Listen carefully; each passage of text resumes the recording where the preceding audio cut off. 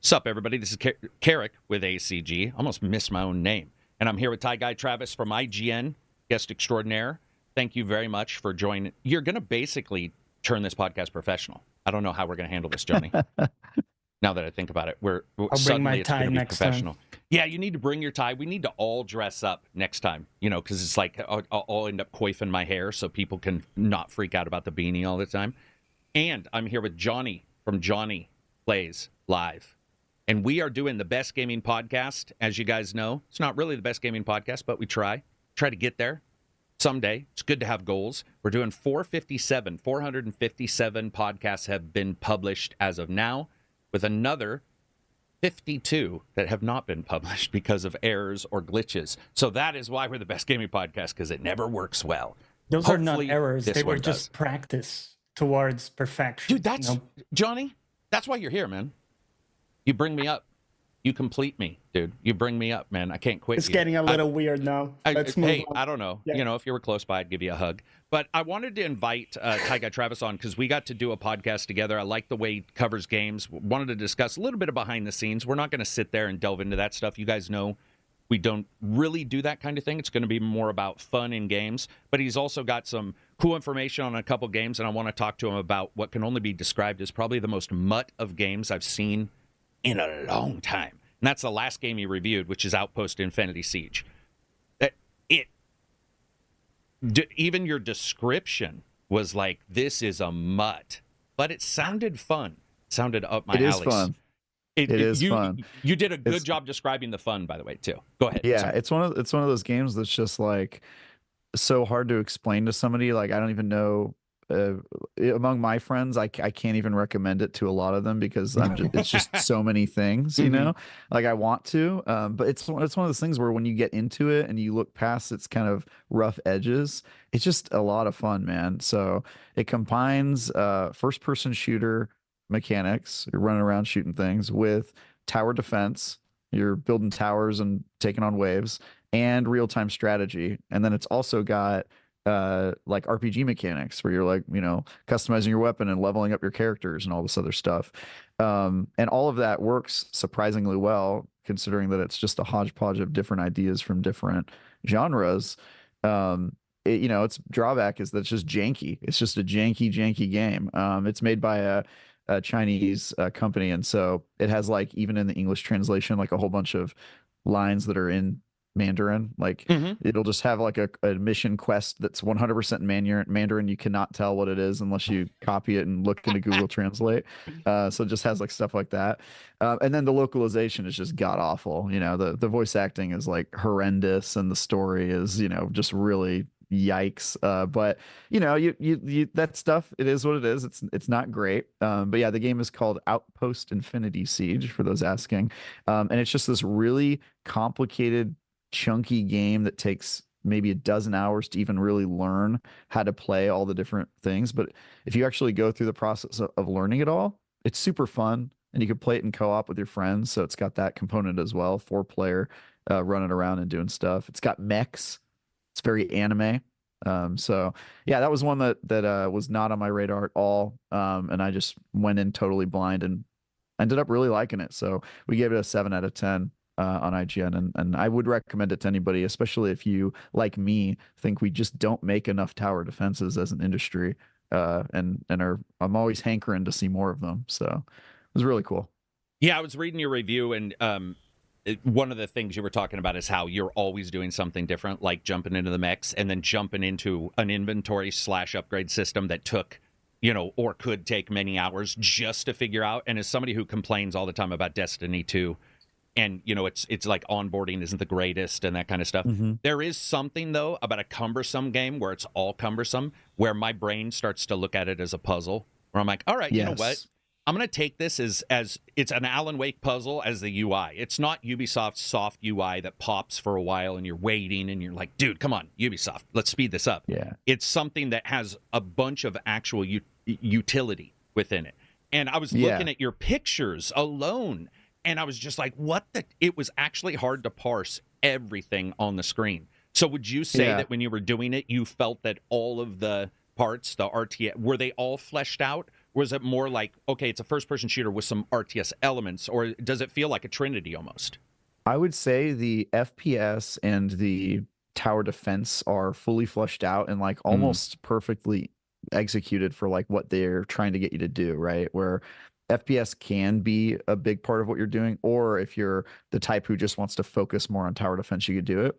Real-time strategy, less so, I would say. And maybe that's just my play style that I didn't focus on the RTS part of it a lot. Makes but you sense. can, like, at any point in the game, like if you could just be in the middle of a fight and you can click one button and it goes into the bird's eye view and you can just start deploying, and controlling some of your units directly and making them do things. And so you can play it like an RTS if you want. It's just such a weird game, but it goes really well. And then to your point with the menus, I also have a problem with Destiny systems, but Destiny systems feel needlessly complicated for a game that really isn't that complicated when it comes down to it. This is a chunky game that feels like chunky in a good way. Like the reason that they add so many menus upon menus is because they're trying to just get at that like uber complicated, go as deep as you want kind of customization. And so I would say that it's like a positive. It's just that it's intimidating. Like I was trying to get some of my friends to help me with this game for the review.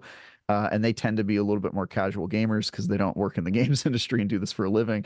And I was just trying to explain the game to them, and they were like, "Dude, I don't want to do that. Like that just that sounds like work, Yeah.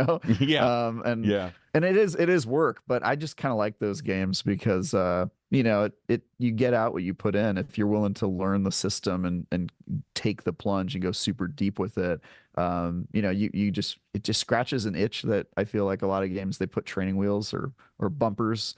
They put bumpers on your lane, and just I like a not bowling lane. Yeah, and that's the thing that bothers me, and why I like Dragon's Dogma despite its issues is that Dragon's Dogma is like, okay, the story. Let's be honest, it is not a story. It is terrible, but it's terrible in a way that they knew it was. They're just sort of like, you're the Arisen, go forth. That's it. The rest is. But there's not a lot of cumbersomeness in that because it's not necessarily complex because most of it's on the gameplay. But a game that's RTS as well. And there was an older game that reminds me of this. It starts with an S. Necro's in our chat. Necro, can you remind me once again what the game that starts with an S that was allowed you to be real time and then jump down to first person, and it was fantasy? Because I remember going down into a crossbow holder, and you could do the real time. Do you remember it? I know this game. It's you play. It's like Dynasty Warriors-esque, right? Where you have like a big hero, kind of, and then. I don't remember. I believe you can just jump into every character, but it's an RTS as well. And this comes up, by the way. It's obviously one of those names that's terrible, where it's the Gray Mouser. Okay, I shouldn't have said that. I love the Gray Mouser, but it's some kind of the shadowing or what have you, where it doesn't really trigger your brain into remembering it. But I believe it starts with an S, and Necro and I in my Discord talk about it all the time. And when I grew up, that was the first time, other than the Red Faction game, that sort of let you do that, where I was astonished as much as I was when the first time I was able to get out of a car in a GTA, because I'd grown up on games where the engine could only handle driving. It just simply did not have. And I remember the magic as a little kid. Well, not a little kid. I was a grown man at that point. But I'm still a little kid. But the joy I felt in GTA was the same as this RTS. Somebody else reminded me Spellforce. I believe it is Spellforce. Oh, yeah. Spellforce. Yeah. I love those kind of things, dude. And here's the thing. Janky, 7 out of 10. Wait for a sale from me. It doesn't. I hear people being like, oh, you hated this game. I'm like, wait for a sale doesn't even mean I hate the game. It just means at 60, my money, because I buy the game anyway, I'm like, I feel like I would have liked a little more out of it. That's it. It doesn't mean it's a ruinous time. And what bothers me about that is also we all use janky, especially on this podcast. But I've found myself using janky for more games I like. If the game is janky, a lot of times I've found that Elix 1, not 2, it's a couple other games where I'm like, but it's got jetpacks. Dragon's Dogma. Yeah. There is no one who couldn't tell you Dragon's Dogma 2 and 1 are not janky as hell. They are janky. But there's something about it that when you get in there, you're just like, this is magic. You know, Yeah. this is like it And feels so good. Go I ahead, think Johnny. there's something to it as well in terms of mixing the genres. You know, these games that do this, I think that they have kind of a hidden potential to bring in more people than naturally they might. Because, Right. you know, if you're someone like me who likes tower defense as well, like, you know, you were saying, I'm also a tower defense guy. I might get into a game like this just because it has tower defense. Whereas otherwise, you know, I might not have been interested in it. And with that, you could also take any other, you know, of the gameplay things that it does. But I'm curious, what would you say is the depth of the tower defense in the game itself? Is it sort of... Yeah, so the premise of the game is you are in a world that's been conquered by AI, and you're trying to travel around to get supplies to continue to survive. And so you have an outpost that's mobile. It's like an outpost on wheels. And so you're building this outpost and you can customize it however you want. And in the center, there's a core that you have to protect. And so throughout the game, as you gather resources, you're able to expand how big that base is and add additional units and gunfire all over it. And so it's about customizing that. And then you take that and you move it to different parts of the map, collecting loot. And each of the loot levels are pretty basic. You basically are just running around like in a battle royale where you're scavenging for supplies and then you're bringing them back to your base. And then once you are done with what is called a tour, where you're running around to different kind of like little nodes on the map getting supplies, you then do a final extraction called a recovery day. And the difficulty of the extraction is based 100% on how much loot you got and how much of that is good. And so you're kind of picking, like, maybe you got hundreds of great items, but you know that if you try to extract all of them, it's going to make the tower defense part of the game so hard that you're just going to get destroyed. And so you're going to have to choose what to leave behind. And not only does the amount of loot that you're trying to bring determine how long the extraction takes, it also, at certain increments, it has like this little progress bar and how difficult you're making it for yourself. At different increments, it has bosses that will spawn if you meet that threshold or exceed it. And so you might have 3 different bosses, and like one of them is like the size of a city, and it just gets dropped on the map and just starts shooting missiles everywhere, right? And so, you know, you don't want to trigger that boss unless you're ready for him. So you might want to like temper how much loot you end up extracting. And so it's got that really cool thing. And so the tower defense is basically in that final extraction day, and it's all based on like, how hardcore are you going with this? How much do you think you can take? You know, are you prepared for the bosses that might show up on different parts of the day?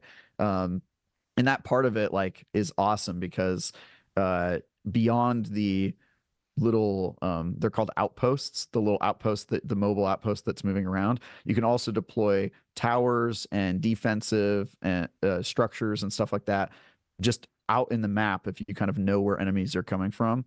And so yeah, it is a full-on tower defense, like I would describe it as that. It doesn't have like, if you liked like Defense Grid, those games like the Reckoning or whatever, it doesn't have the same thing where like, you know, you're dropping towers and then upgrading them. Like I know that's a really popular thing in tower defense where we'll have like a level 2 or level 3.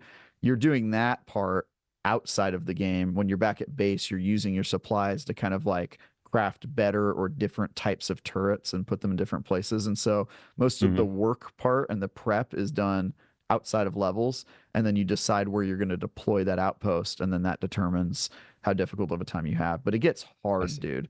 It gets really hard because, like, you know, once you get to the final area of the game and everything's really powerful, if you're trying to extract like some of the most powerful items in the game, you're just gonna get hell thrown at you, man. Like all these different bosses spawning every couple minutes. And the other cool part of it is that, you know, once you put your tower defense down, you know, in other tower defense games, you place your towers and then there's a little bit of dead time where you're kind of like, all right, I'm going to wait for enemies to come. And this one, there's no dead time. It's like, all right, if your towers are out, you better drop in and FPS, you know, like go and help out, like help relieve kind of some of the stress. You're a tower in a certain way. Yeah, you are a tower, right? And then you can do things like deploy a mech if you have a mech thing, and then jump in that, or you can do the RTS mode where you just tell the mech where to go and then it'll kind of attack on its own. And you can do the same with cannons. You can get behind a cannon as your person and fire it at an enemy or a group of enemies and do damage, or you can drop into the RTS mode and then select that cannon and then target like an area that you want it to bombard, right? So it's just really cool the amount of things they managed to pull off in that game. So Outpost Infinity Siege, check it out. It is super janky and weird, and the story is laughably bad, but I still got a lot of fun out of it.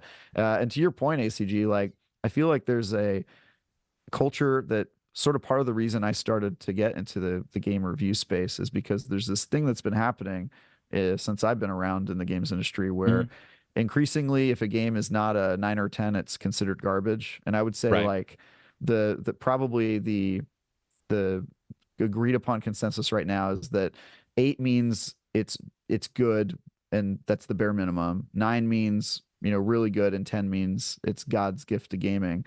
And then 7 to 1 means literally dog water. You know what I mean? And I really hate that. And I think that there's some beauty in the 7s that are maybe a little less polished, but you can still find good time in them. And so I would just say, you know, 7 doesn't mean it's terrible. 6 doesn't even mean it's terrible. 6 means it's okay, right? And I think we should be okay with playing some of those games and acknowledging their flaws and acknowledging that they're not, you know, 10 out of 10 masterpieces, but that they're still worth your time and money if you have a little bit of extra of either of those things. So yeah, I'd recommend it to anybody who likes really chunky games. Somebody was saying they didn't get notifications. I do understand that. I sent out a video this morning, the April top 10. I don't know what I called it because I never know how SEO goes. I never try to work on it. But because YouTube doesn't like multiple videos from the same creator, you may not have got the notification. So if you came in late, the Outpost Infinity Siege is for sure what it is. Please spread the word that we're doing the podcast. We normally don't do videos on Friday because they're terrible days, but I needed to get that video out. When it comes to this game and it comes to reviews in particular, so this is also what bothers me. If you get 10 games and you have all the way down to 6 out of 10, or you have a wait for a deep, deep sale from me, I'm always stunned that somebody doesn't realize that everyone's not going to like the same games they do. Yeah. So I'll get somebody, let's say Destiny 2 came out today, but then let's say a game like this came out today. There are many people, if there weren't, we would look at the total number of gamers and they would all be buying Destiny 2. That is not what happens. If that is what happened, this would be a different conversation. But you have in fact, the majority of gamers don't like the popular games that come out. They don't like many games that come out. They all have their different things. And a 6 out of 10 is still, for that person, the representation of a title that they want to experience at that particular time. And it's always stunned me, and it's why you were talking about something that you felt was missed. The reason why I got into it was sound, music, and voice weren't covered. And as an audio guy, it was a huge deal that we were buying Final Fantasy OSTs, but nobody was talking about music in games. You know, or they do an article, but in the review they'd be like, bombastic music. I'm like, what does bombastic mean? That mean it doesn't mean, like, how does the sound work? Does it help you with Dragon's Dogma? Can you hear a sound outside of the camera that can indicate to you need to dodge without seeing the enemy? You know, stuff like that. So there's all these missing things that come into reviews. But it always stuns me, man, because whenever you do get the middling stuff, I'm known for loving AA. That's sort of how I started, was I wanted to shine a light on the Elixes of the world, or some game that sort of tried but maybe didn't hit it. Two Worlds, less so. But there's some janky-ass games I've played. And my love, as well, is also for B-movies. It's also for the attempted...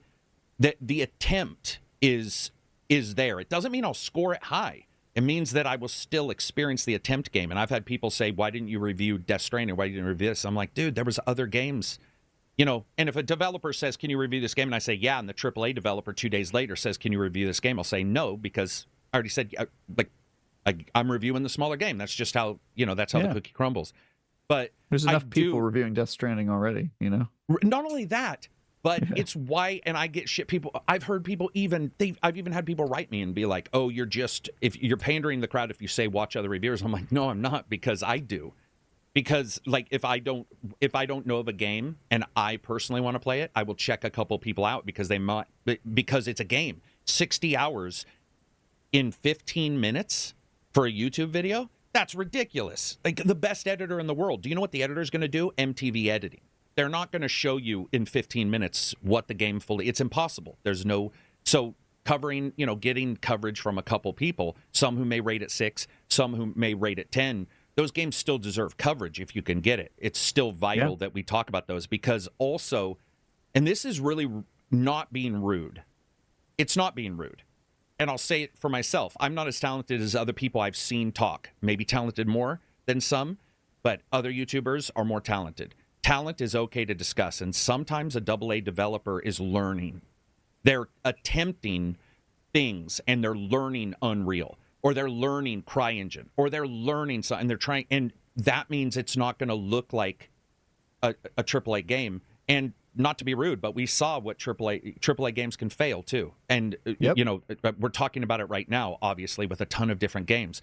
Yeah, it just bothers me as a discussion point, man. But to get back on the point, talk more about what we've been playing. I skipped you, Johnny, so it's time. What games have you been playing? Dragon's Dogma a lot. Yeah, okay. Yeah, yeah. Dragon's Dogma 2. Mm-hmm. Experimenting with the different classes. I agree with you. I watched some of the cast on Wednesday, your guys' thoughts. I agree the story is pretty much a glorified vehicle to get you to experience the world. It's its own ox cart, Johnny. Classes. It's fast travel through the story, man. It's basically like, oh, now you have to go to the desert city. You know what I mean? It's kind of like just pointing you to, and which I think is fine. And that was in line with my expectations, because you guys did a bit of, expectation management on the side of story, compared, like talking about the first game, that it wasn't this sort of stellar thing. So I was kind of ready for that. I think it works really well as that type of experience the world game. That to me is what it is. And it's much more about that. And I found it cool. I think we were talking about it before the podcast went live. It has some stuff that is cryptic, like some info is not there for you. At times it's like, oh, it turns out I had to come at this specific time of day, otherwise the person is not there. And it doesn't state that in the mission or anywhere.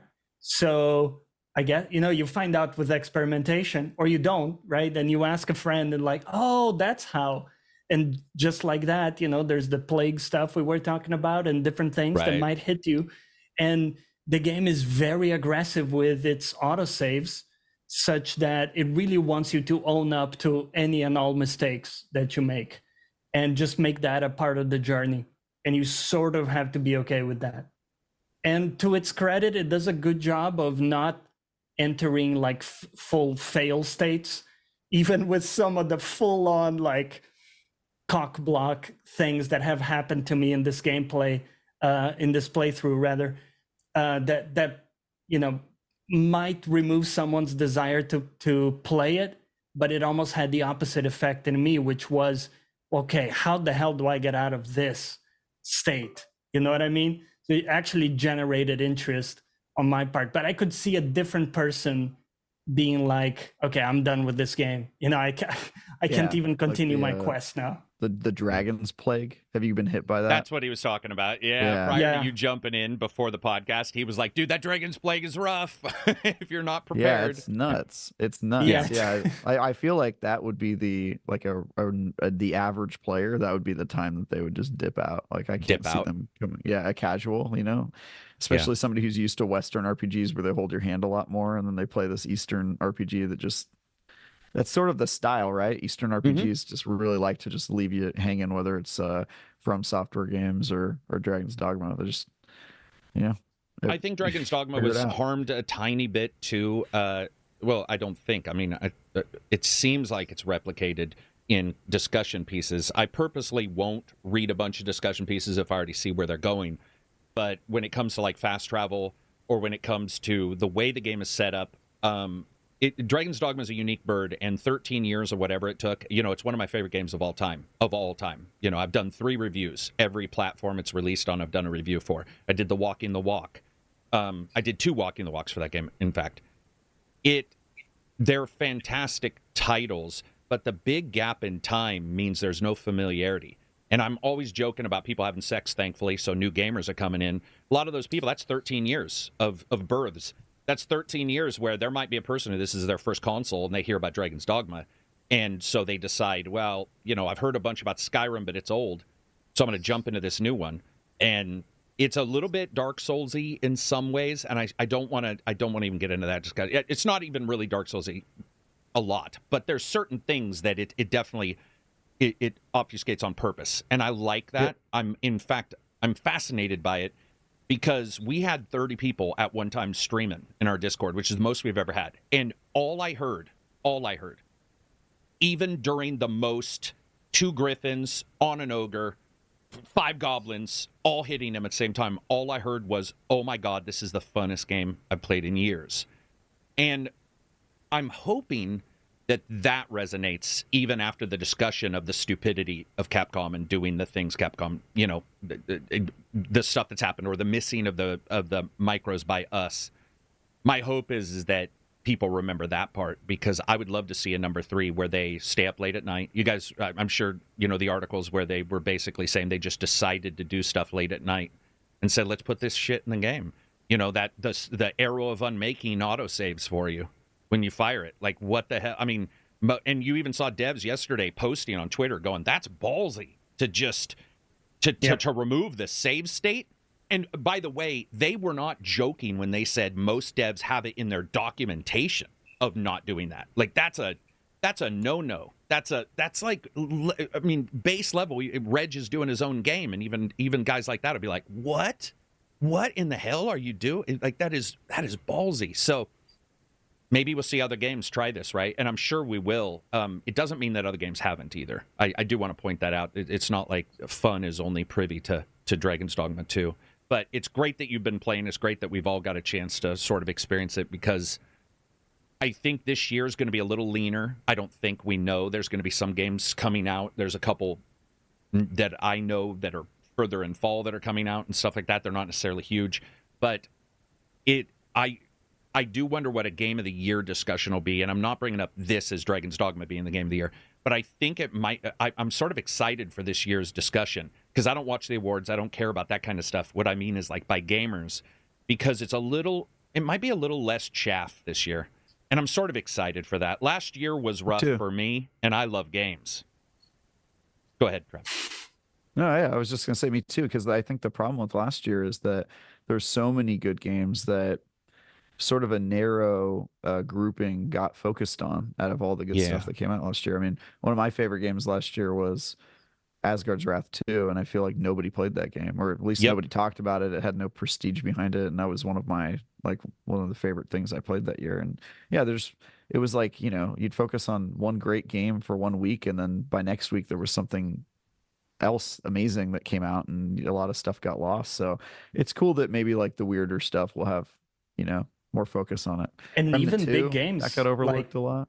What did?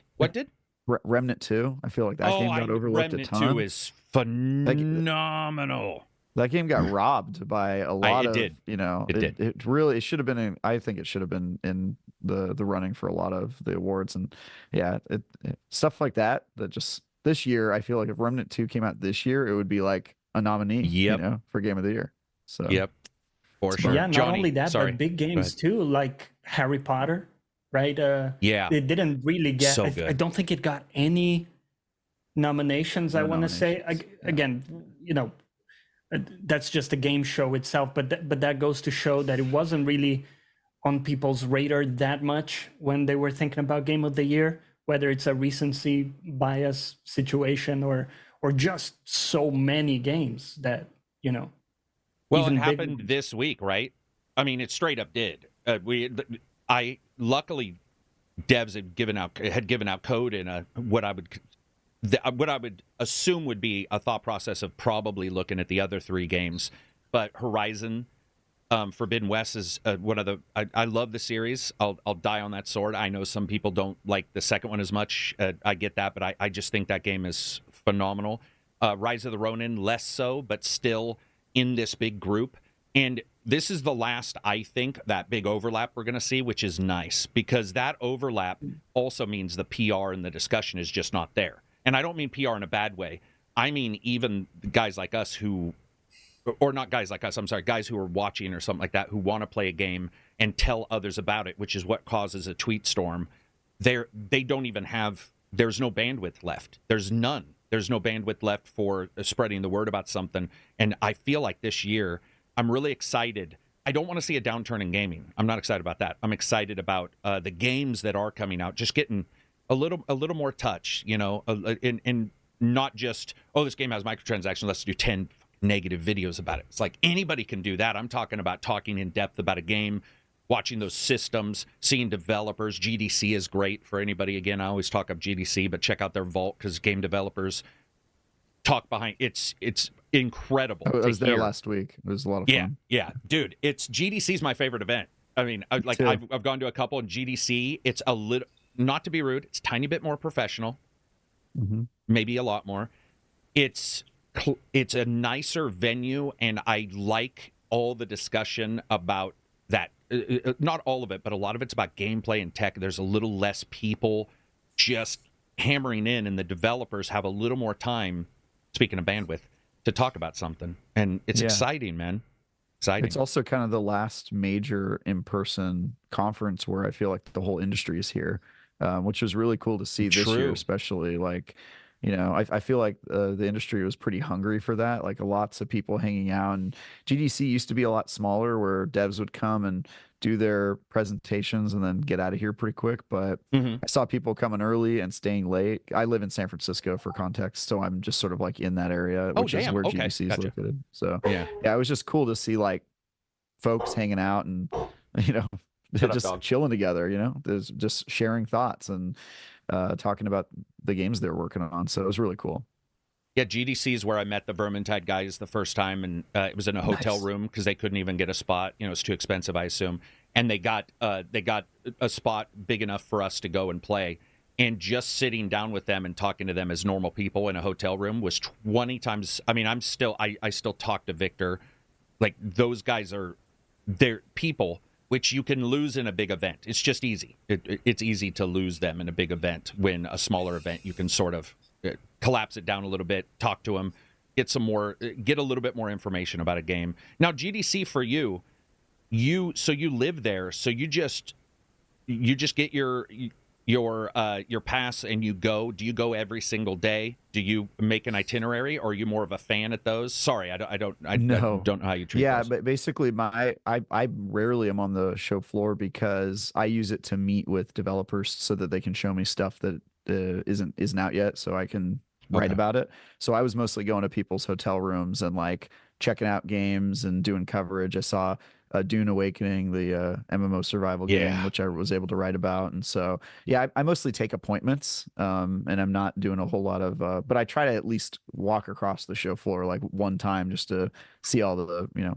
people there. And I don't get to go to talks though. Like I was just meeting with devs, and like I met with the team for the IGN First, which we're going to talk about, and that sort of stuff. So they're like productive meetings for me, but it was cool. I got to see John Romero in person, which was weird because, you know, like all this stuff, I'll see Carmack in a Lex Friedman, you know, podcast or what have you. And you know, once you see him in person, you're like, oh, well, there's John Carmack eating lunch or something like that. Just having a sandwich, eating lunch with with his friends, talking. And you're like, dude, this is so sweet to be able to do that. I admit I misuse GDC. And I do talk to devs. I get invited to a lot, but a lot of them I do sit in those. I just like the tech talks. That's awesome.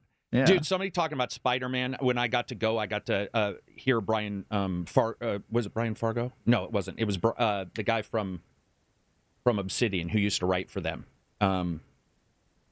Big popular writer for video games. Darn it! But he was talking about writing for I believe it was Fallout New Vegas, and he was talking about Ron Perlman. Josh Sawyer?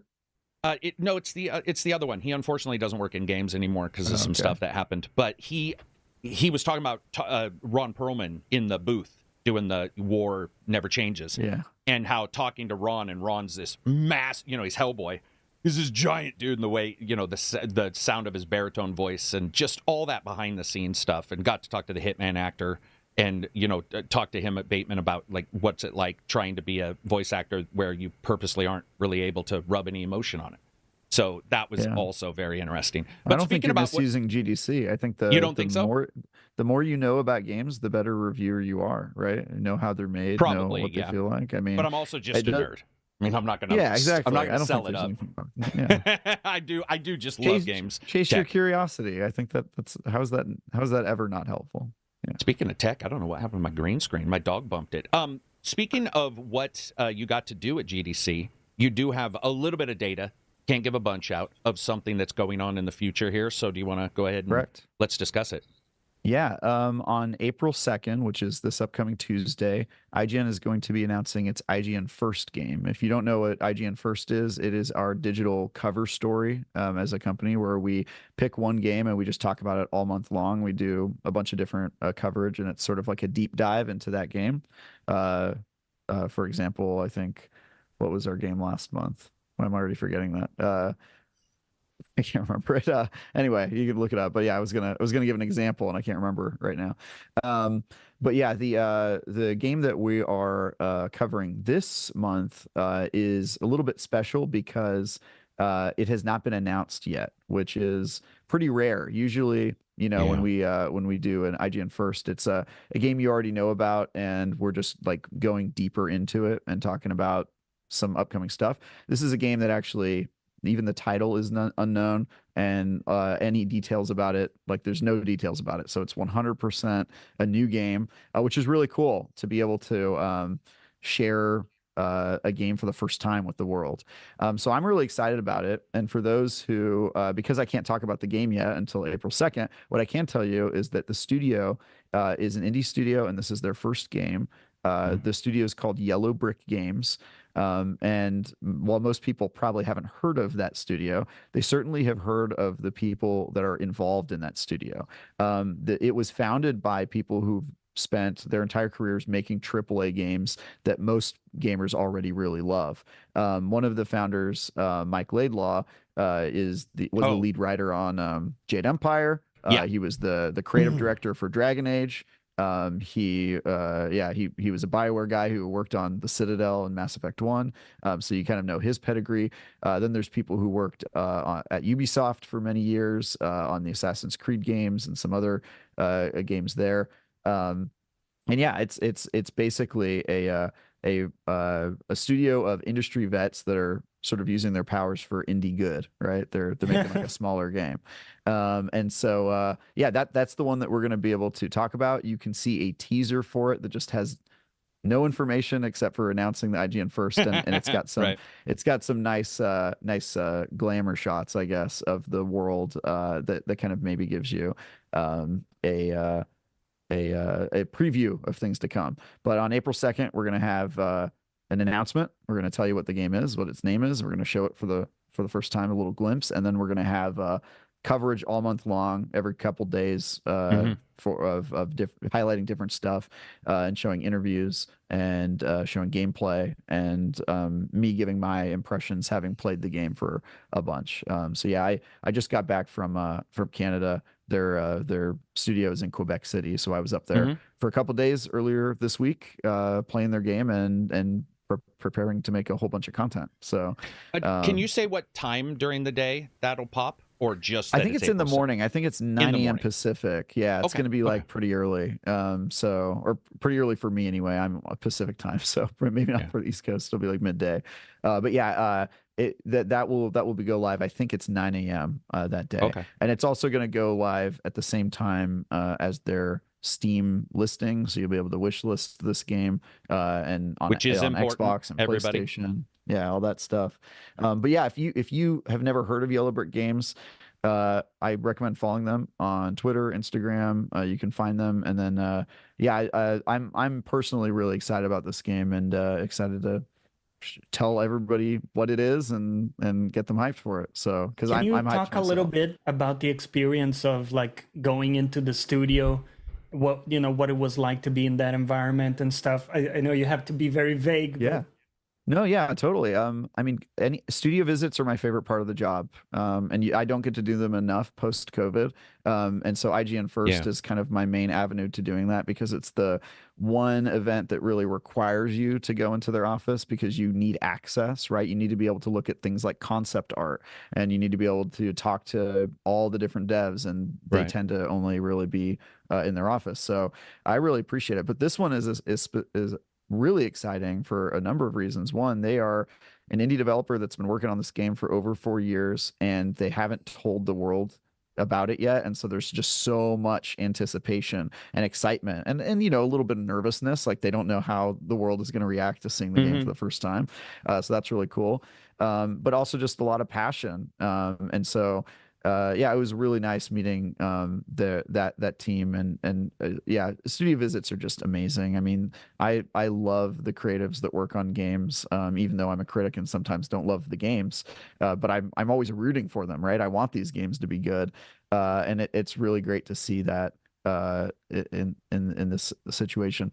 Also, they're cramming, right? Like they're just they know that their game's coming out presumably next year, and so they've got to meet that deadline, and they're all working hard to get there. So yeah. What else can I tell you about the studio visit? Well, it is funny that you mention, you know, that their nervousness, because my joke is always no game developer wakes up and says, man, today's the day to make a shit game. Yeah. Can't wait. Right. And so, you know, I admit when I first started, I would definitely like, because I tease games. That's sort of just what it's because like when I'm talking to Johnny, the way I talk to Johnny is the way I review a game. It's always jokes. It's, you know, it's like I might talk, but there's some, because that's just the way we talk. And in the old days, there were times where I'd go, you know, sort of hard on somebody, you know, and then after a while, you're like, you know what, I can just go hard on the game. I don't really have to go hard on that person because that, you know, whatever this person is, probably there's 8,000 decisions that make whatever, you know, whatever ultimate game and title that we get. But it is funny because I do have to shout out a couple devs, man. They know who they are. They're patrons too, which is pretty cool. But I reviewed one game. Man, I was hard on that game. The game sucked. I mean, it straight sucked. It was bad in all ways. And the very first post they ever delivered was, don't ever change. Like, we appreciate it. It, like, what we delivered was not even close to what we wanted. And so when the middle ground comes in, I think there's more argument. But when you get that game that just misses in all ways, the creator, they know the shortcomings better they than know anyone. the shortcoming. Exactly. And probably are aware of those shortcomings, which is why sometimes you get people hacking a game and data mining and being like, why is all this other stuff in the game? It must be DLC. And you're all, no, dude, you have no clue how games work. A lot of that stuff is that you know, they get 80% there and they're all, whoa, that's impossible. Yeah. We're chopping this right now.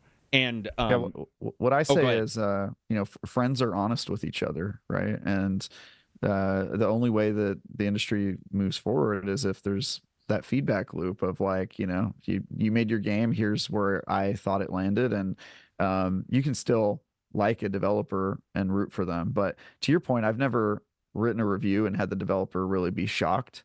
I think usually they know exactly where they land. I've had the publisher sometimes be upset, but that's because the publisher has a vested interest in the game doing well, marketing wise, and maybe isn't that close to the game to know what its shortcomings are. So sometimes they're a little shocked by it. But yeah, usually developer knows when things didn't really come together exactly as they planned. And also sometimes they do internal reviews, you know, mock where they reviews. I've done mock reviews. Oh, dude. Yeah, you've done those. Okay, great. Yeah. I've never done a mock review, but yeah, like the idea of that you're going to ask somebody else to review your game before, like clearly, you know what the shortcomings are, and you're not going to be able to fix all of them. And so the calculus becomes, well, when is it good enough to meet whatever we're trying to achieve and put it out there. So hopefully I haven't shocked anyone. I mean, you guys saw my South Park Snow Day review this week I actually did. And it's funny about South Park too.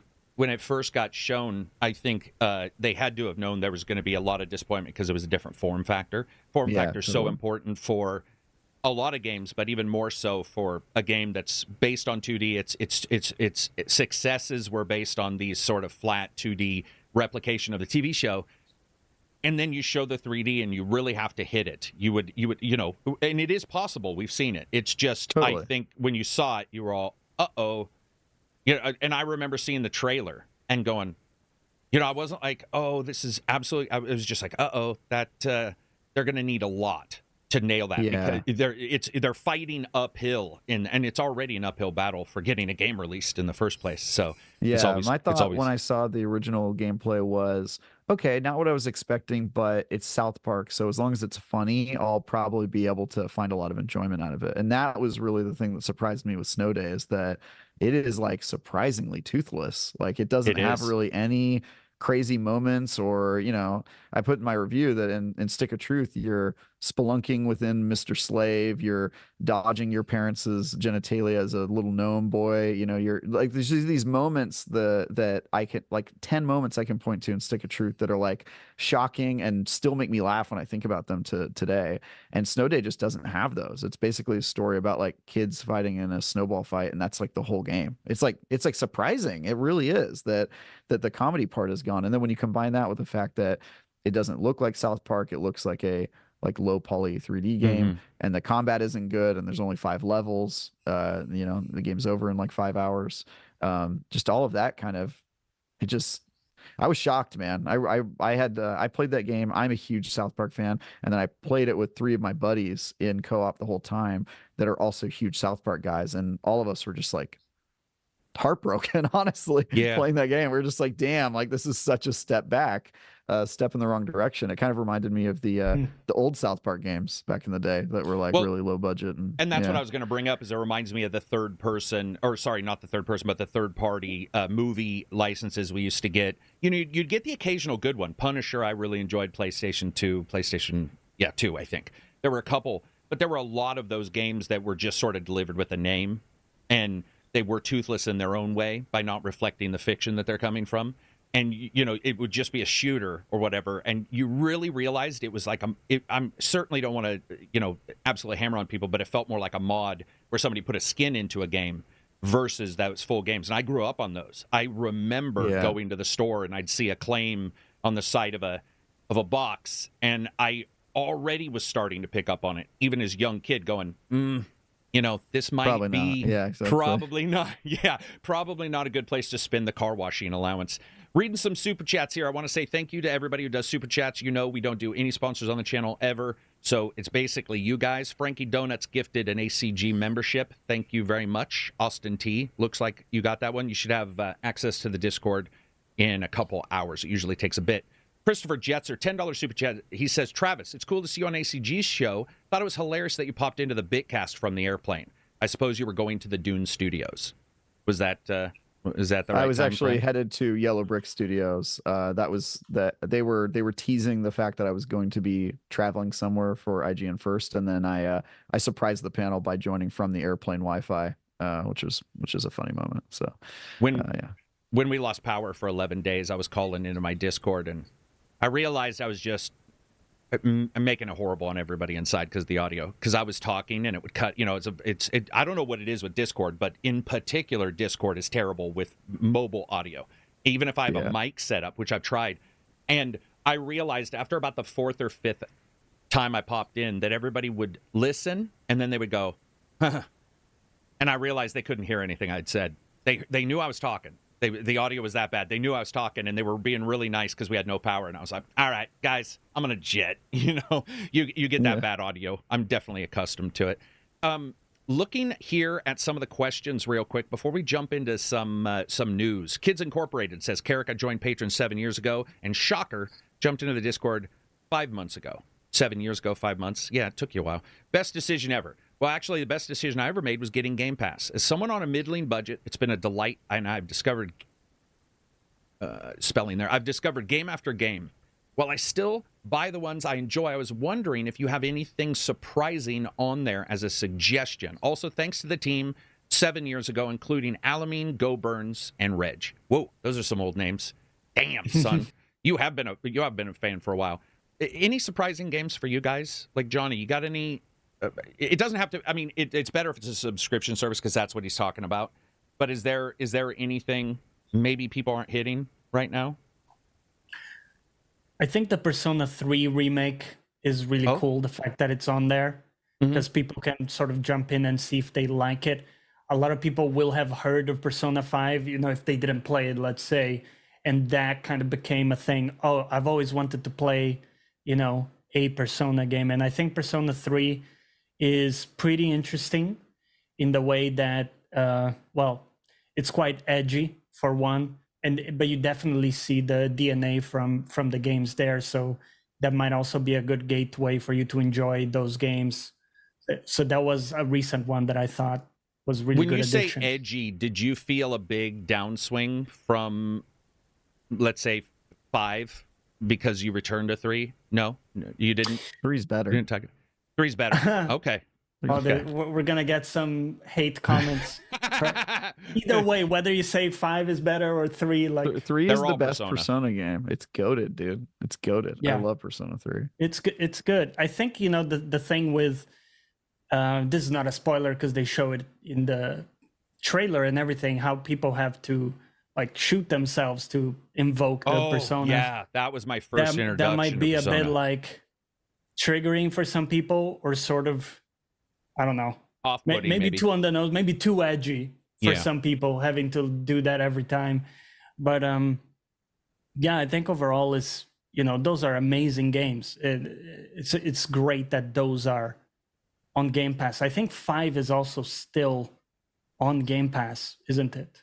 Or so, Royale or whatever it's called. The Royale version, which is also amazing. Put 500 hours into instead of 320. Yeah, insane. I don't know how you play it twice and you put that many. Well, I played Dragon's Dogma twice, but yeah.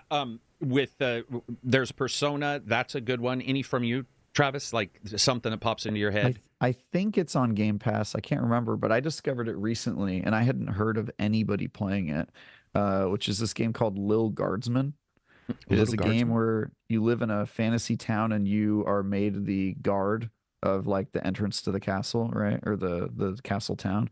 And you have to make judgment calls on whether you should let people in or turn them away. And it's just kind of a silly comedy game. And I just never heard of it before. And the other day my fiance downloaded it and we were playing through it together, and it was surprisingly cool. It's just a cool little game. It came out in January and I completely missed it, which is pretty rare for me. Usually I at least see games come through.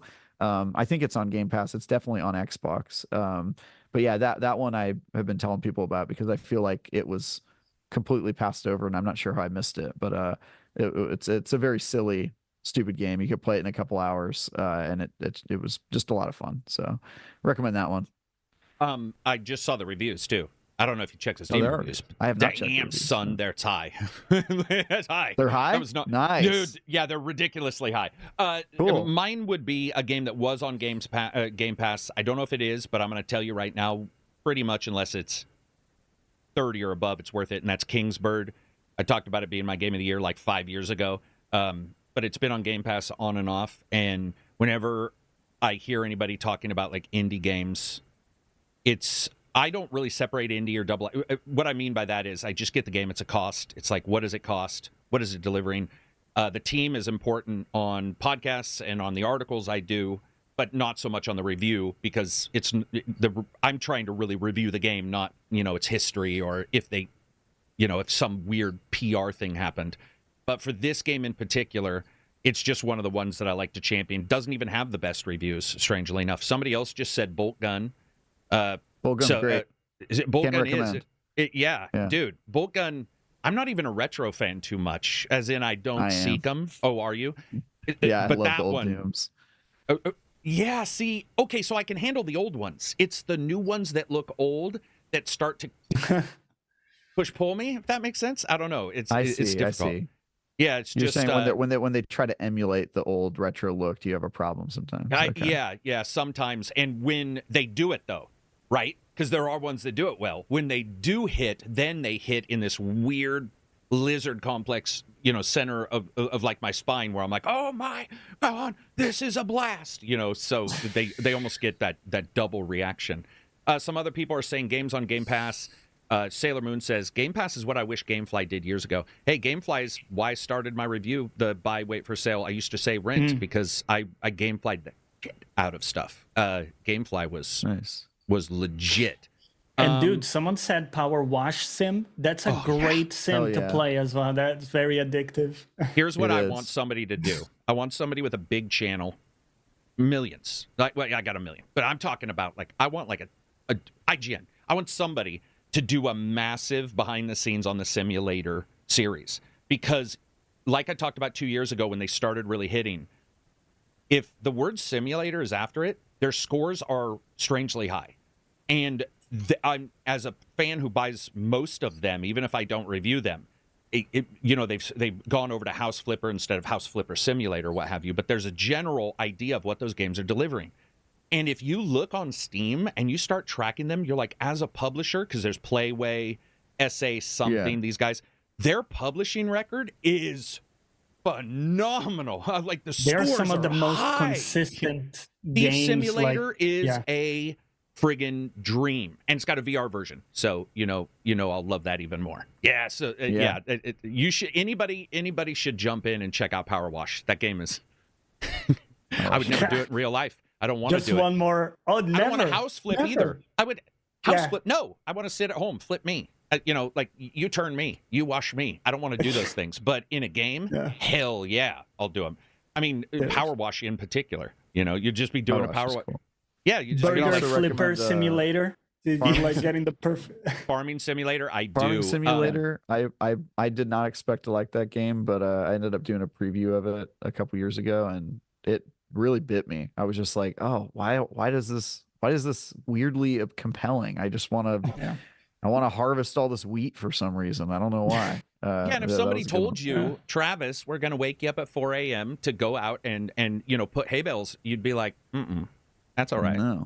But for whatever reason in a game, and have you ever seen their esports, man? They did a simulator like yes. When I found out that there was Farming Simulator esports, I lost my mind. I was like, why are we not covering this as like our main beat at IGN? This is wild.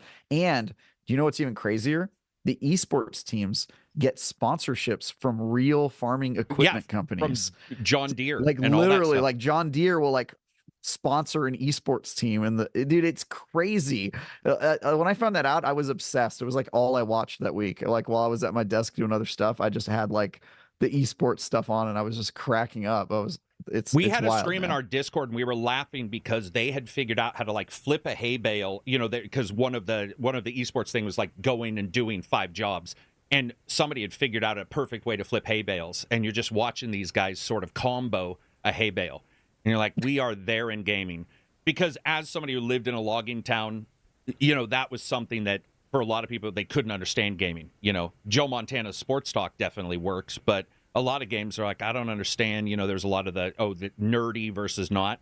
And so the idea that the very hicks I know and love and grew up with are all, dude, that is awesome. There's something magical to me where those simulator games in particular, Euro Truck, American Sim, those games, they're podcast games. They're games you turn on and you just listen to something going on and you just jive, man. You vibe, you zen out. And that to me is like one of the best parts of games, where you can do something that you would never do in real life.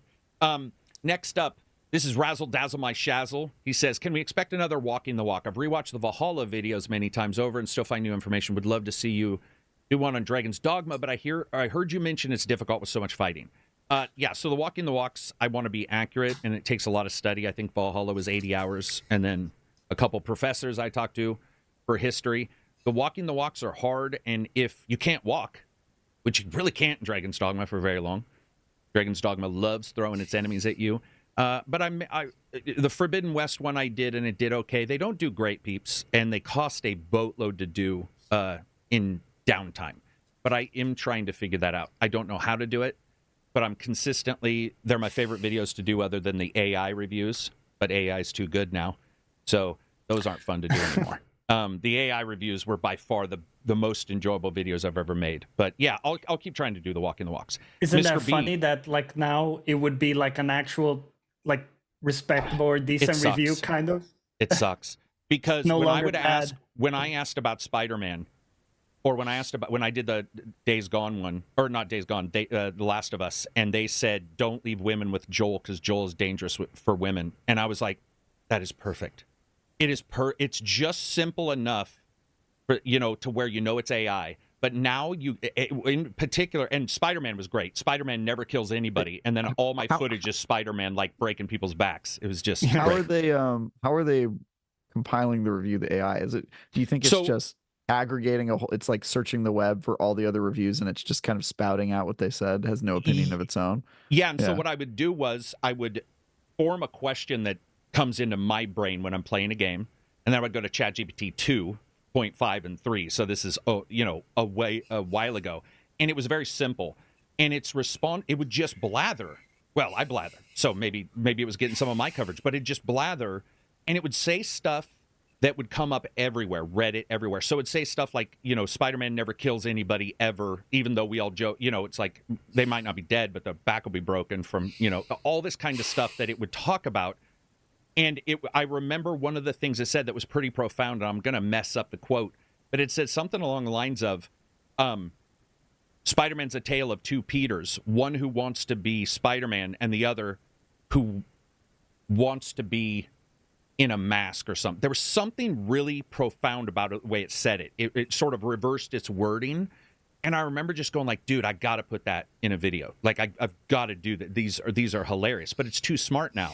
And now it does the shit you see on, excuse my language, but you see the crap that is on YouTube where it'll be like, the star, our son is a star. A star is it does that repetitive crap that you get from AI, and it's not as funny. It's not as pointed. Honestly, I've never laughed so hard as I did when I was trying to edit the Last of Us review, because it hit everything you and I may have joked about, or you say Nate is a homicidal maniac in Uncharted, and that thing had picked up on it.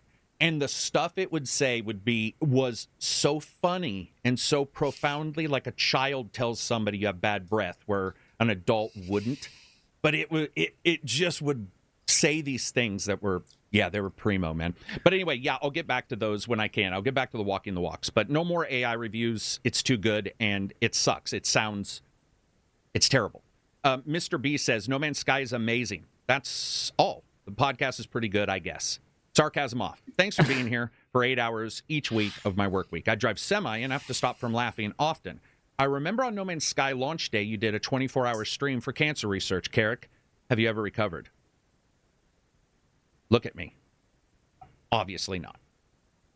That was one of the roughest 24 hours I've ever experienced in my life. That will not be happening again. Dude, yeah. That was rough. You ever done, what's your longest game time, Travis, sitting down to play a game? Oh, God. Well, I don't stream it, but I've had to... Yeah, just personally. I've had to goblin mode. I mean, probably 2 or 3 days, maybe, without. I have a pretty low sleep need to begin with, but same. I remember Hogwarts Legacy. We got the code on Wednesday night, and I had to have a copy in, preferably by end of day Friday, so that we could get the edit done, because I think it was going live on Monday or whatever. So I fully goblin mode that game. I think I beat it in 49, 50 hours, something like that. It took that long. And I did not stop. I was just playing that game for as long as I could. So I like it. It's not like I'm, IGN's got a whip at my back. I'm actually a contributor technically. I'm not even a full-time employee for them.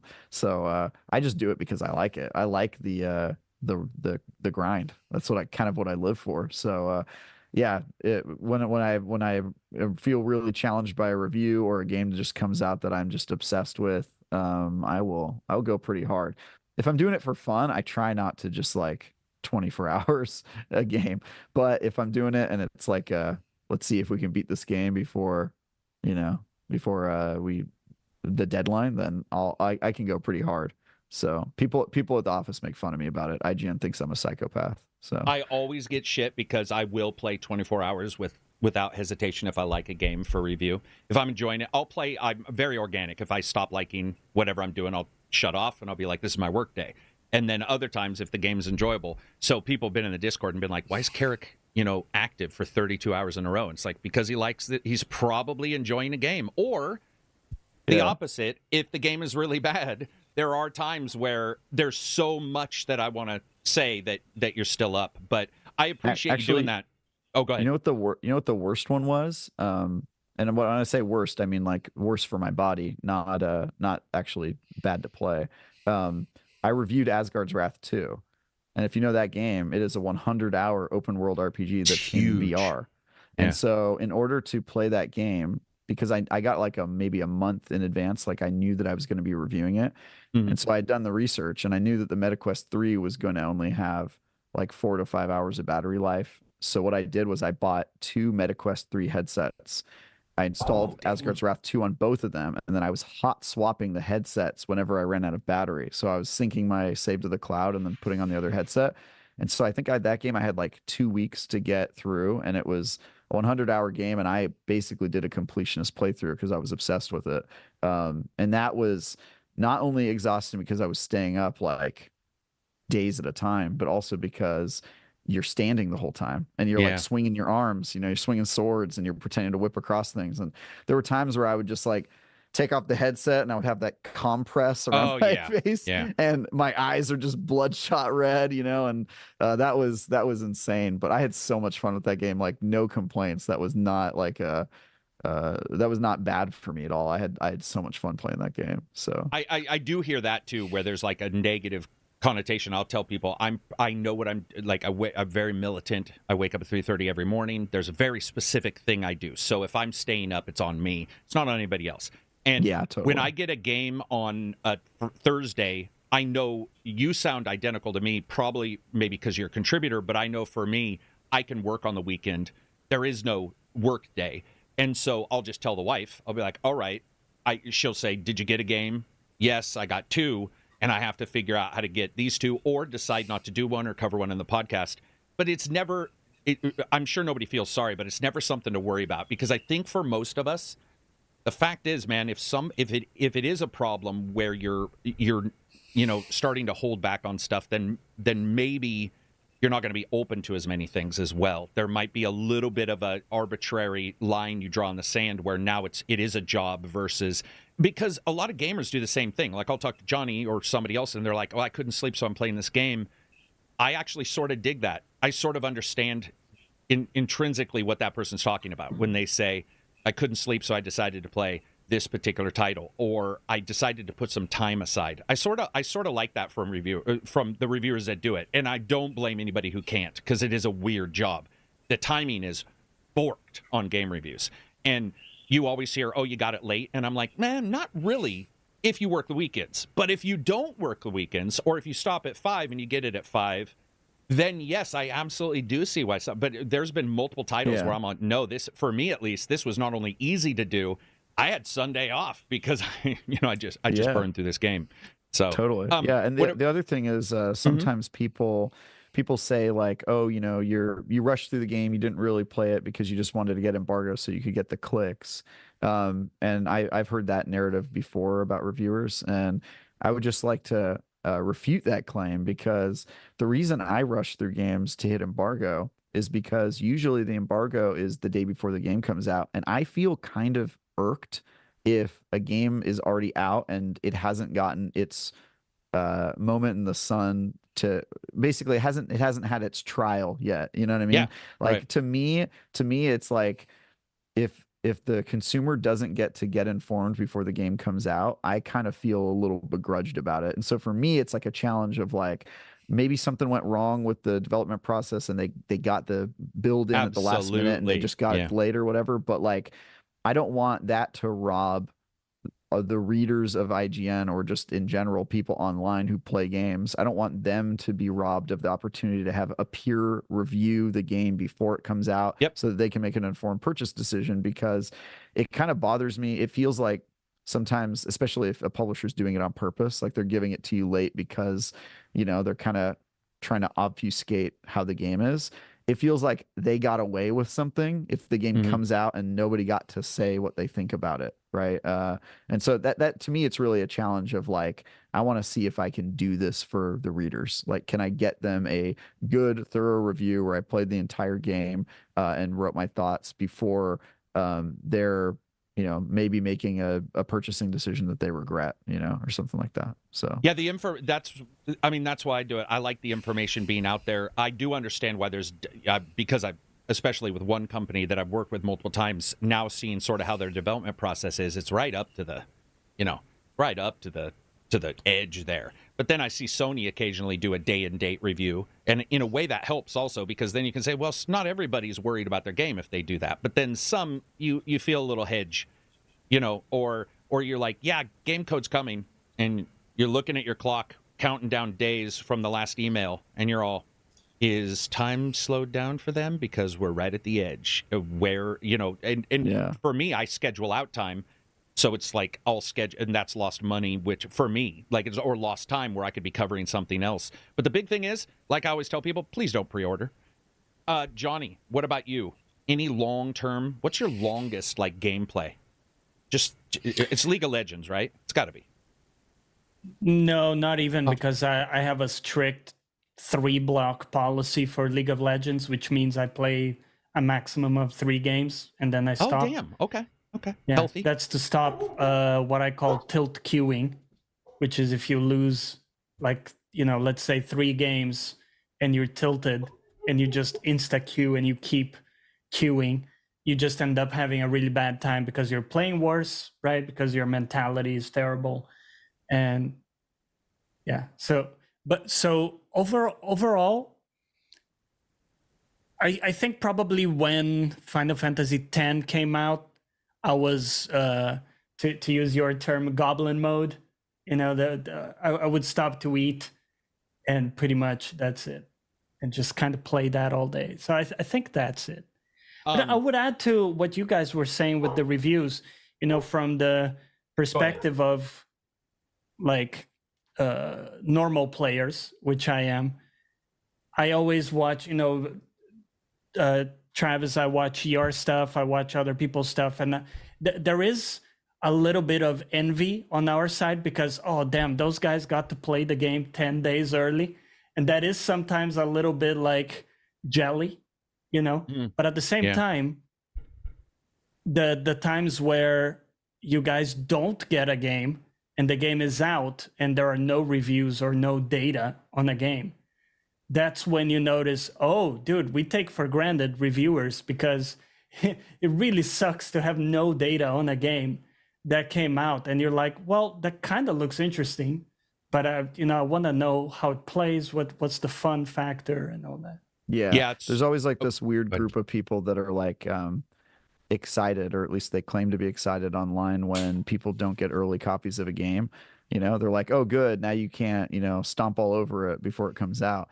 And in my head, I'm like, yo, you're voting against your own interest here. You know what I mean? You're the consumer. The whole point of a reviewer is that we exist so that we can, as your peers, we're just regular gamers. We're not developers or people with stock in these companies. We're just regular people.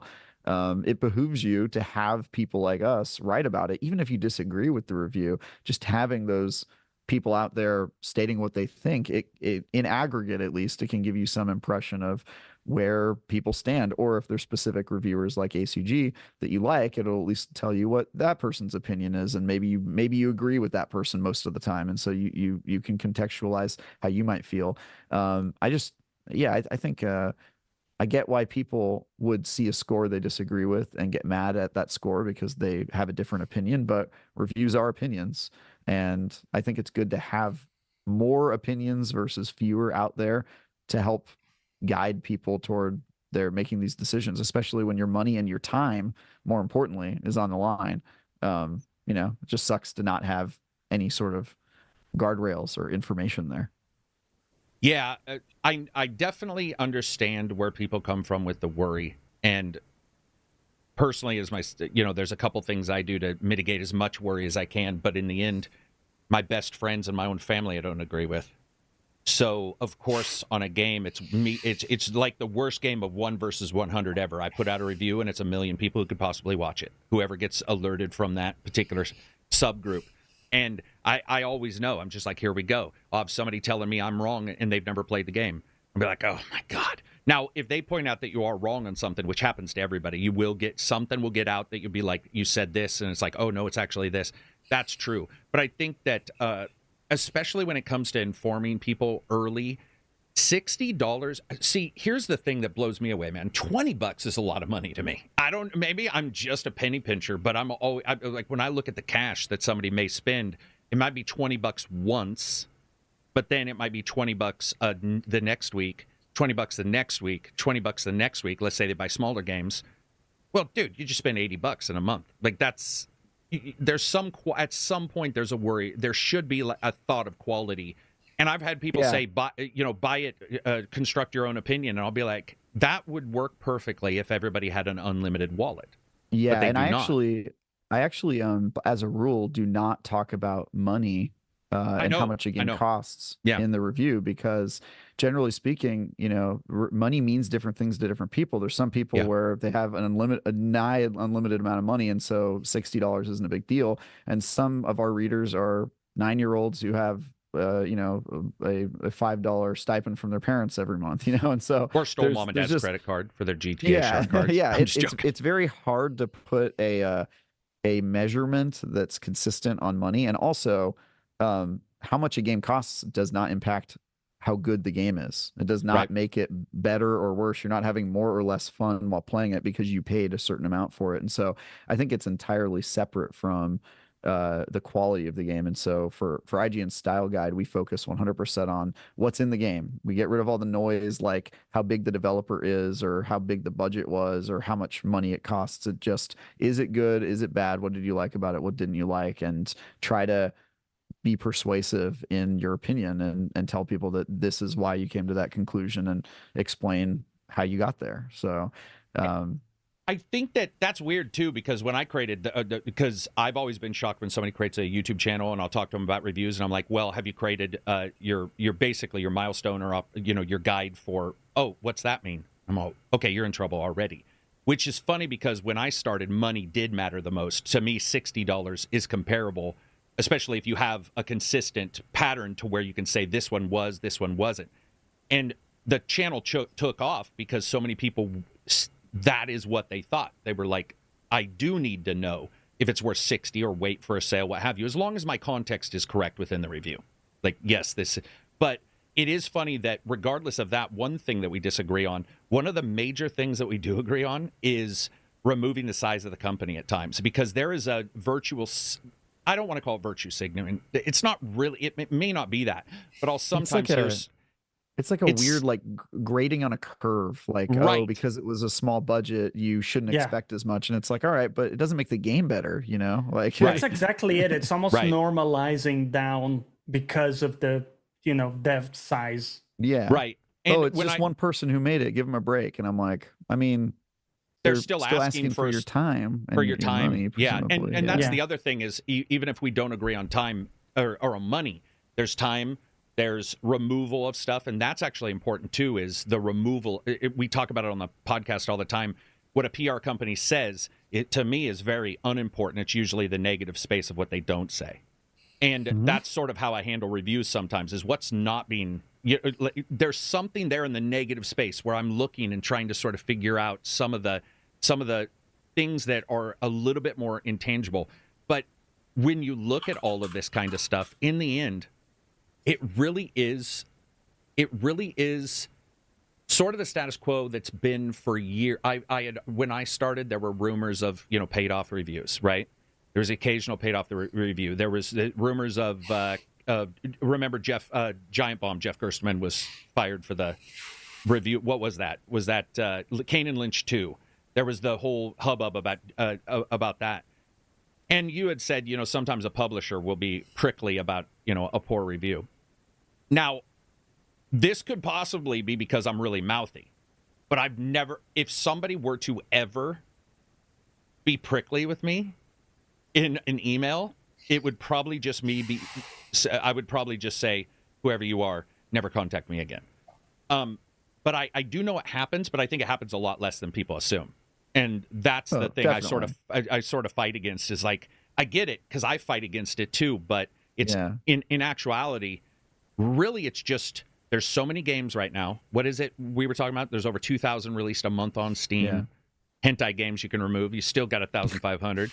And the lack of data on day one, it's pretty vital. And I think that it'll continue to be for the time you being. also have I think content creators in general, they have a more, like YouTubers, Twitch streamers, they have a more difficult position because, you're the product. And so if there's a negative feedback from a developer or publisher, you hear from it directly. I don't. Most of the time, actually all the time. Up here, I guess. Yeah, above you somewhere? it would be my editor that gets the feedback, Gotcha. and unless it's something like, hey, you got something factually wrong in your review, you just didn't understand something or whatever, I don't hear about it at all. Like sometimes I'll hear like whispers of like, oh, they're pretty pissed about that review, but like I have a buffer because I'm on the editorial side, so I don't talk to anybody who's on like the sales side who's selling ads. It's not my problem. They don't, I don't even know who those people are on the team.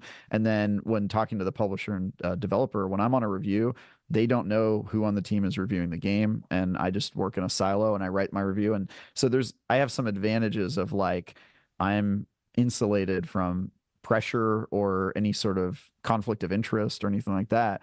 I think it's tougher when you're a reviewer because when you're in your situation, because if you write a bad review, you totally risk them just like blackballing you in the future. Like they could just be like, nope, you gave us a bad review, we're never going to work with you again. And they kind of can't do that. IGN is really big, and they don't even know who reviewed it until the name shows up on the review. So it's a very interesting thing, but I think we balance each other out. Like you kind of need both, right? Like you need, no, you absolutely do. You need the traditional media, but you also need the new age, like just guy on a couch talking. And that's why you need podcasts too. I got to tell you, when I cover a game, it's only 15 friggin' minutes. And so it's like right. when I the score I'll never change. And people have asked me 6 months later, a year later, do you feel different about your score? No, if I didn't, I would never review it. I don't care. I don't make very much on YouTube reviews. That's just the honest truth. Like it's barely anything.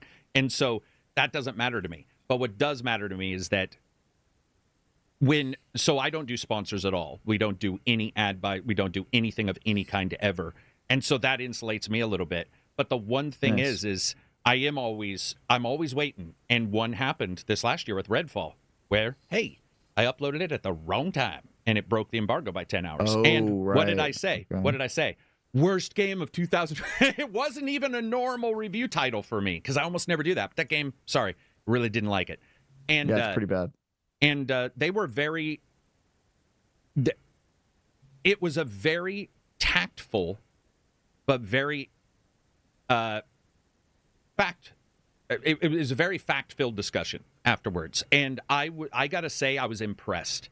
Because I know that if it were me and something had leaked out about me earlier, somebody was reviewing me or something, and especially something negative, something negative. And I know because I did hear that there were some people who do watch that were pretty devastated. They knew,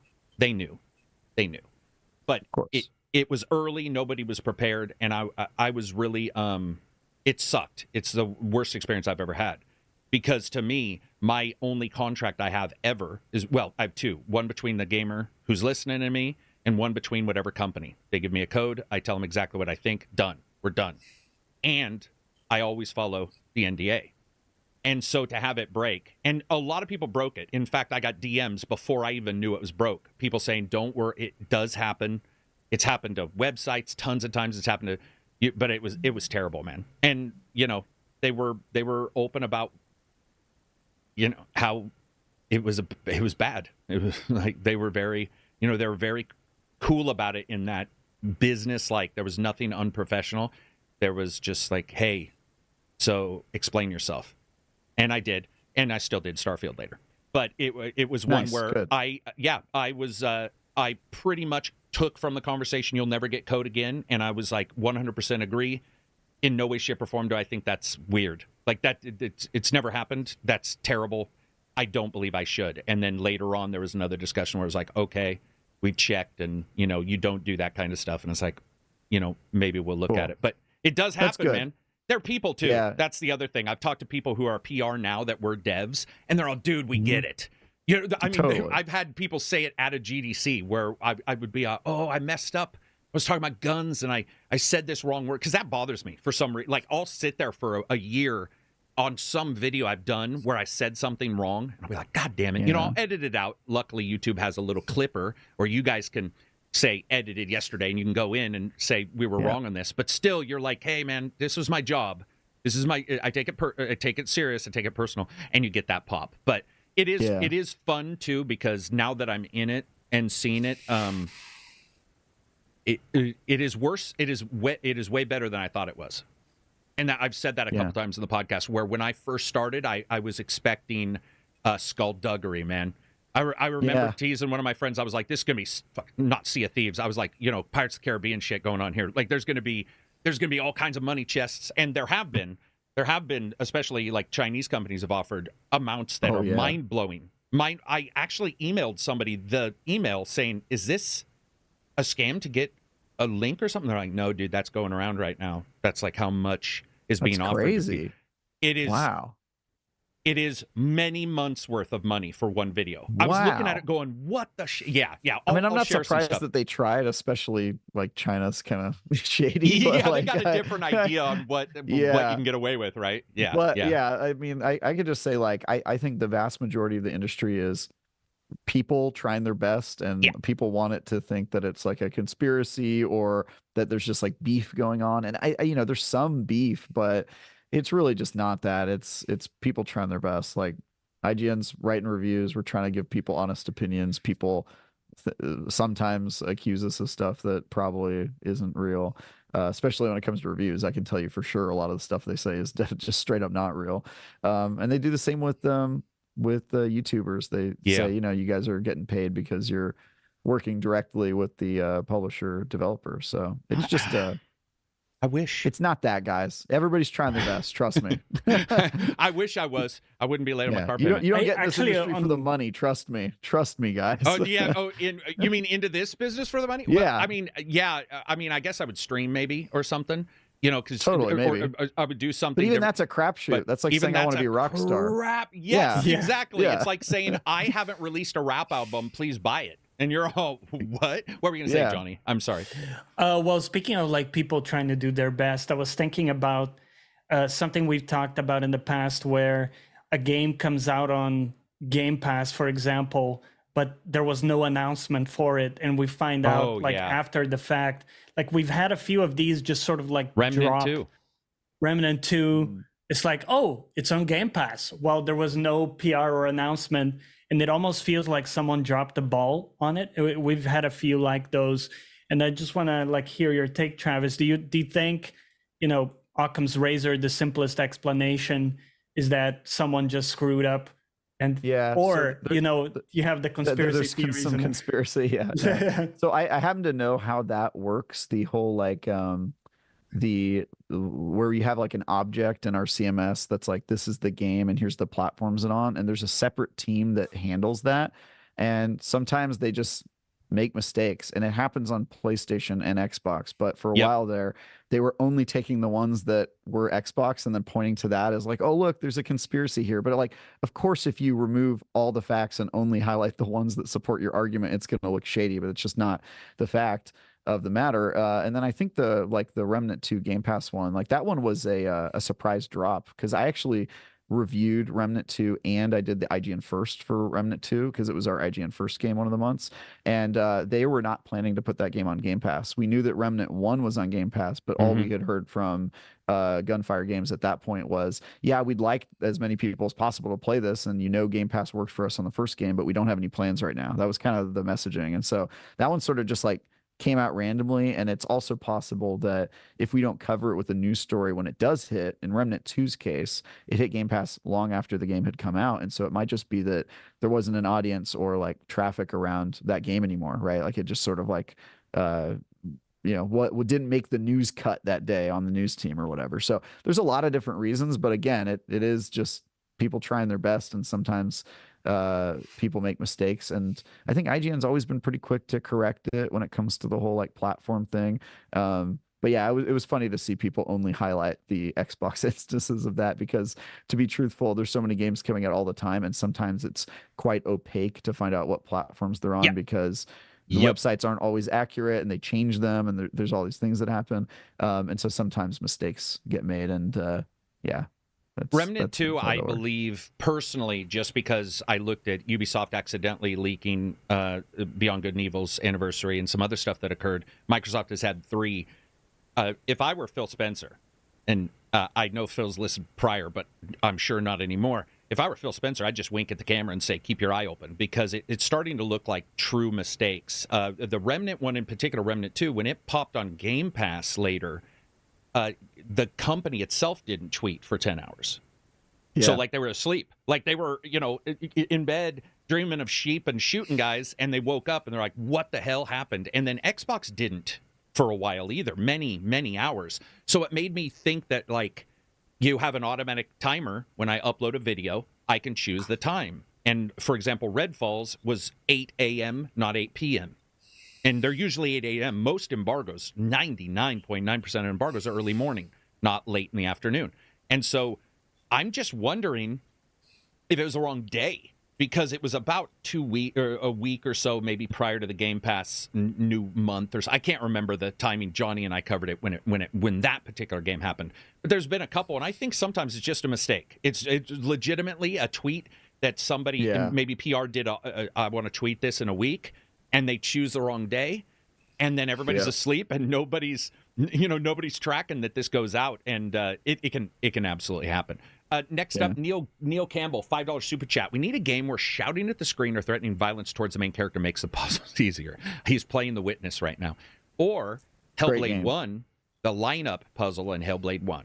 I don't care what anybody says. Ooh, that one is brutal. There were some bugs with that, or at least it seemed like it was a little wonky. I feel heard. Yeah. Because I love that game. But I do too. The lineup but that puzzles, brutal. Yeah.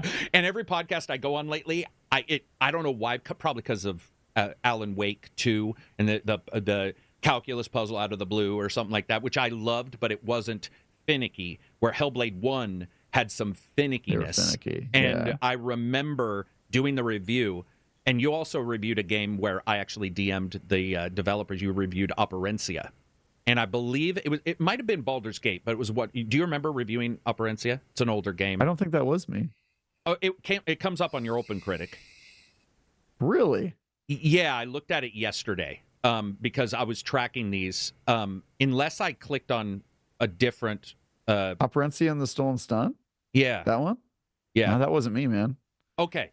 So now I want to look up Open Critic and see if they misattributed. Well, I've had ones that are mine on Angry Joe's, and Angry Joe's had his on me, so it does happen. And it could have been a wrong click, but Operencia was another one with a puzzle that was one of the few times I DM. I purposely won't DM the creator. I don't think that's fair. It doesn't make any sense. I'm not a game guide creator. I'm a reviewer, and I need to reflect if it's difficult or not. Oh my God, you're right. I am on this. Okay, so I don't feel. I usually feel stupid during this podcast. You so the clicked one time, right, but I'm gonna look and see if there's actually a review. Dude, do you think you forgot? Because I forgot games I've reviewed. Even if I think it was a 7 out of 10. It wasn't like a terrible, or maybe a 6. But this will be interesting to see. Oh my God, I'm looking at the review right now, and it is under my name. What the heck? Do you think? But you can tell your own writing pretty much. I can tell your writing from anybody else's. Let me see. No, this sounds like how I write. Whoa, it's happened. I do not remember this game at all. There we go, Travis. It's welcome to the club of Alzheimer's. Oh yeah, okay, yeah, no, I do remember this game. God, this was so long ago. Oh, okay, yeah, I do remember this game. It's the one where you're going like down hallways. Yep. It's like old Bard's Tale games. Yep. Yeah. Okay. Yeah, that was interesting. God, this was years ago. It happens to me, man. Somebody will be like, "Hey, when you reviewed this," I'll be like, "I don't even know what game you're talking about right now." That was a trip. Wow. Okay. Well, I'm glad it's not wrong. No, it's not wrong. I definitely reviewed that game. I remember it now. But yeah, okay, April 20. How does 2019 feel like? I feel if you would ask me when I think that review came out, it would have been like 2013. Yeah, that's crazy. All right. I was just talking to somebody about Prey recently. One of my favorite games, like of forever, and and then Red Dead 2. And somebody reminded me when Red Dead 2 came out. And it aged me in that conversation by many years because it looks good, of course. Red Dead 2 still looks phenomenal, but in my brain, Red Dead 2 was 2 years ago, maybe 3, and then we started talking about it. I was like, oh damn, man. Yeah. What is it really like? I think 6? it's I think it's more like 5 or 20. 5. 2018, 20. Yeah, I think it was 2018, 2019. 2018. And isn't it crazy? That's still one of the best looking games. Primo. Yeah, it's a great game. I play the original on an emulator stream to my Legion, and I got to tell you, the number one looks.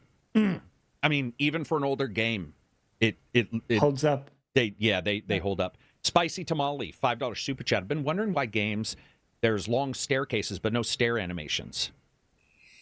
Stair animation. What's a stair animation? I get what they're saying. Like the feet slide up. It makes people sick.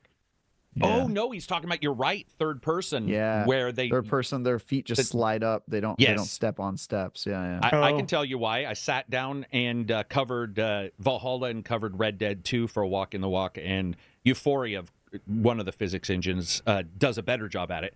But one of the big ones is just the collision detection on the stair steps to save computational power. A lot of times they'll sort of smooth it out. And so you just have this weird animation that goes on a rail, or sort of on a ramp, I guess you would say, versus on each discrete step. So when you do see discrete steps, it looks great. But guess what you notice? The fact that the character's toes are like hanging off the step or so. Yeah, and you get that. And then we start bitching about that. And I think a lot of companies are like, screw it, we can't win. Like, at least let's just make it easy. Let's just make it easy. Yeah, at this current stage. Speaking of making it easy, it's going to be easier on the Witcher 4 devs because the Witcher 4 has now moved, let's see, it grew from 333 developers. This is from IGN, in fact. It's from Tyler. How do you pronounce Lyles? Tyler Lyles, yeah. Thank you. Tyler Lyles. The development team in Witcher 4 has grown from 330 developers to 403. And it looks like the majority of them are working on Witcher 4. So there's 600 developers at their studios. 400 are working on Polaris, which is Witcher 4. I have a question on that, though, for you, Travis, or for Johnny. Mm-hmm. Realistically, Witcher 4's release date. Like, really being realistic. 2028? 2027. Okay, 2027. 2027, maybe. So that's... And they've been working on it for a while. You know, this was adding, as the writer pointed out, this is adding, more people to an already fully established working team. If you have 400 people working on the game, that means pre-production is long done. Yeah, that's over. You have the scripts written, your engine is built, and you're just like building the game. So usually AAA game, that's like 3 years of actual building, and then the game comes out. But it is CD Projekt Red, so there'll be delays. So I'd say 2027 at the earliest, 2028 probably would be like the worst case scenario for when that comes out. What do you find yourself thinking of Witcher 4? Do you find yourself excited for it? I don't know what your thoughts were on 3. Do you find yourself tentative due to CD, Witcher Cyberpunk? 3, the Wild Hunt is one of my favorite games ever. Okay. So I think the only thing I would be afraid of is like, when you make a masterpiece level game, there's so much pressure and there's almost no winning, like if it's not a 10, people are disappointed. And so you can't even really afford to make a 9. And that's tough on the team, but CD Projekt Red has shown that they can rise to the occasion. And I think their work on Cyberpunk post the disaster of the initial launch, I think shows that they are still the same company in terms of like how they operate, and that they just pushed a game out before it was ready. And I really hope it's good, man, but I have no idea. I mean, I don't. So you would say until I play the game. To you, Witcher 3 is like, I hate lists, man. I hate them. Me too. Because it changes weekly for me, depending on what. So let's just say you have a top tier of games, Witcher's obviously in it. If somebody sat you down and said, why, in a short, succinct reason, like what was it about Witcher 3 that you remember, even because of course time has passed? Yeah, I just remember Witcher 3 had like it made me feel like I was in the continent, which is what it's called in the Witcher universe. If you don't know, the land is called the continent for some reason. It made me feel like I was occupying the continent as a Witcher, and it just nailed like the whole, before you even get into combat, you have to kind of meditate and do potions on your swords and like prepare your like Right. it just I read the Witcher novels, and it captures that process so well of like the pre-fight preparation. And then the side quests are some of the best side quests ever put into games. The open world is great. I know some people hate on the combat, but I actually think the combat's pretty good. I understand the horse riding part. The horse riding is a little slidey. I get that, but in terms of combat, I really enjoyed it. The DLC, I still think Blood and Wine is maybe the best expansion ever made. Like it's just so damn good.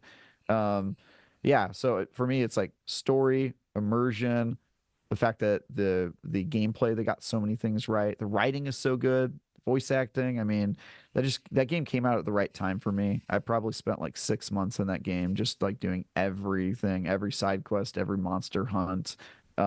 Just played the hell out of that game, and I still go back to it sometimes. I mean, it's aged like fine wine. So. It definitely has. What about you, Johnny? Yeah. Is there anything about Witcher 3 that I mean, I don't know if we talk much about Witcher, but if it's up there, is there anything about it that like speaks to you? I think what's interesting to think about is what elements of it they would need to change to kind of, create a fresh product, right? And not just like interesting. Yeah. Witcher 3.2. Yeah, it's a good point. Right? Because so much of it was a careful concoction, the way everything worked together. It's almost like if you change one element, some of the Jenga tower might fall down. Apart. Yeah, so I'm kind of wondering, would it be the combat maybe? Because it's been quite a while since then. We've seen a lot of definitely need to innovation, right? Yeah. Yeah. So maybe make it a bit more responsive. I do think one of the main complaints that I had about the combat, even though it was fun, is that there was a lot of wind up to every move, even walking. If you issued a command to move towards one direction, there would be a big wind up for you to even start moving so stuff like that I think would be needed, a bit of a modernization of certain things. But yeah, it will be interesting to see if they change something about the structure of the game too, if they move perhaps away from open world towards more almost towards number two, which maybe was a little secluded hub areas base. that you explore more linearly. Yeah. That could be one direction, to make it a bit more contained in a way. That would be interesting to see. I personally don't think they will, just because open world is still the magic. There's something Golden Land about open world titles, and I think that they want to hit that. As everybody knows, like I couldn't be more negative on Cyberpunk's initial release, but I also couldn't be more positive on Phantom. On what's the Phantom DLC? Liberty. Thank you, Phantom Liberty. I think that it's phenomenal DLC, and it doesn't make the game what I wanted, but it makes whatever their final idea of the game pretty much work. And with Witcher 3, people always forget I had to play Witcher 1 and 2. And I'm not saying they were bad, but they were. I love 2. There was a learning. So did I. The hub but I'm a hub-based. I love hub-based games. But 1 and 2 had their roughness, and they learned, and they were like, okay. And I do feel that you get CDPR's president, I can't remember, but he comes out and he looks like he's devastated. He's like, we screwed up. It was obvious they knew what had happened. They get it fixed. I think they'll take that into Witcher 4. What I want to see with Witcher 4, and I don't think we will. I should point this out. I don't think we will. I would like to see more modernization, but especially when I did the walk for that, I contacted some of the devs who worked on it, and I was like, can I get some idea about, I'm a nerd, so I was talking about like sheer erosion on the rocks and stuff, but we were also talking about some of the other movement. I don't think we're going to go away from a lot of the weight. And the reason why, Johnny, is because Red Dead 2 did this as well. Remember when Red Dead 2 hit, there were a lot of gamers going, dude, this guy, and I even joked in the review saying he walks like, a bag filled of, just wet assholes. Like Loved it. he was heavy, and you had to come to Weighty. Yeah, grips with that, and it worked in the world. It worked in the world. But if you're accustomed to other third-person games, you may not be accustomed to that. And RDR2 is a simulation. It straight up is. It simulates everything. It is. And yeah. so to once me, you, that was part of the fantasy of like that game. Its pace. People say that it has slow pacing, but I kind of like that because it made it feel like a Western, Absolutely. you know? And I just, for me, Yep. that was a virtue, but I could totally get why somebody would be turned off by that. I just really loved it, man. And it's the age of the person that also matters, because somebody who grew up on Unforgiven or something like that may, or another Western like Django may go, dude, where's the action in this game? You know, there is action, but there's a slow pacing. I certainly didn't love the snow part. Everybody knows I wasn't in love at the starting of that game. It kills me replaying it. But overall, I get why they did the movement, Johnny. And what I was saying was I think with Witcher 4, they're going to still keep that movement. I think the big problem with Witcher 3 was that for a while they had the context-sensitive button issue, and they fixed that. They did patch that out. I don't think they'll do it again. We've seen that in Dragon's Dogma in particular. Without some adjustments to your control scheme on a controller, there can be times where B rushes instead of doing what you want to do. So there's people, going in and adjusting their button, what buttons do what. But I think with Witcher 4, they're going to keep all that. What I would like to see with Witcher 4 that I don't think is going to happen is... No, I won't say that. I do think that'll happen. I just am sort of on Travis's side. I do believe that we're getting to the point to where delivering Witcher 4 as 4 and not 3.5, the amount of money and resources is almost unlimited, as we've seen with GTA 6. There's the amount of money to get every voice to be, and I bitch about voices that are bad all the time. I'm like, dude, who read... My name is Bob. You're like, oh, come on. Rub a little dirt on there, Troy. Just joking, Troy. But you get those kind of situations where the amount of money is just unlimited. The requirement. Witcher 3 has 2 DLCs that a lot of people think of as the main game. Even though it's not. I joke with War of the Chosen, Johnny. We always joke about that. I don't play XCOM 2 without War of the Chosen. It would be ridiculous. It was like they are the same thing. I used to joke with Total Biscuit about it. But with Witcher 3, man, the uphill battle is created by them. And I'll tell you, if I smoke dope, I don't, but if I did, I'd be smoking a lot right now because I'd be so stressed out trying to figure out how to deliver on all that plus whatever minute, but whatever improvements the Assassin's Creed have made with they do good open world porn. Yeah. That's their thing. And I almost think when you make a game that's that big, you can't really copy what you did in the past and expect that to take you to like masterpiece zone, because a 10 out of 10 at IGN does not mean perfect by any means. It means this is a masterpiece. And when you think of a masterpiece, you think these are one of the games that are pushing the industry forward or doing something we've never seen before. And I don't think you can do that by just making a prettier version of Witcher 3. I think you have to find something that we haven't even thought of yet that like elevates the experience to the next level. Like, I saw somebody in the comments saying, imagine Witcher 4 with like Dragon's Dogma fighting.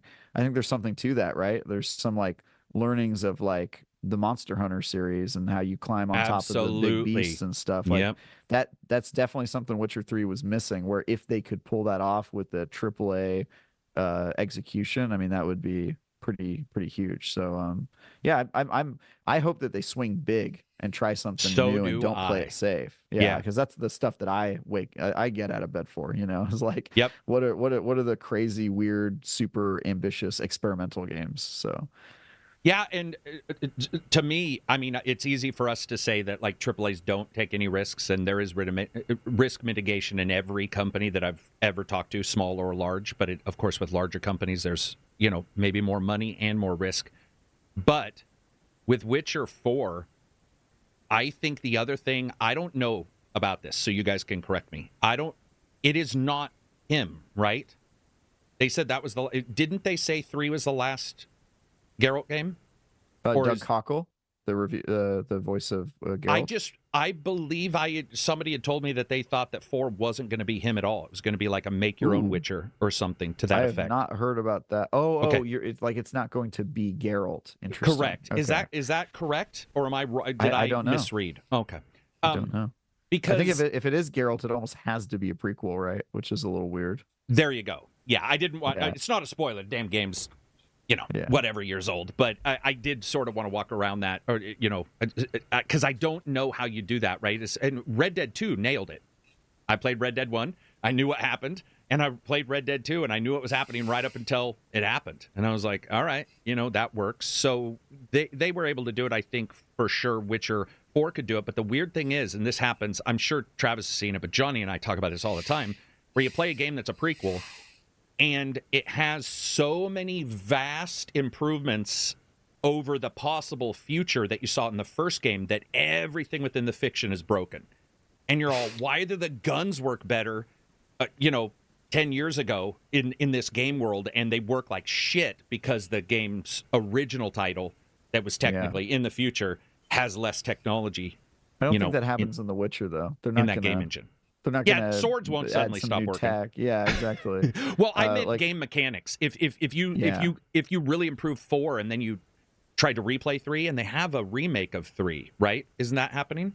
Or is it a remake it's remaster of 3. Remaster of 3. Yeah. Yeah, I just wonder about that. I just wonder. I'd like to be proven wrong. I've just always wondered. So it's a little bit like you don't want bad. a little bit like you don't ancient. want to depart too much from the identity.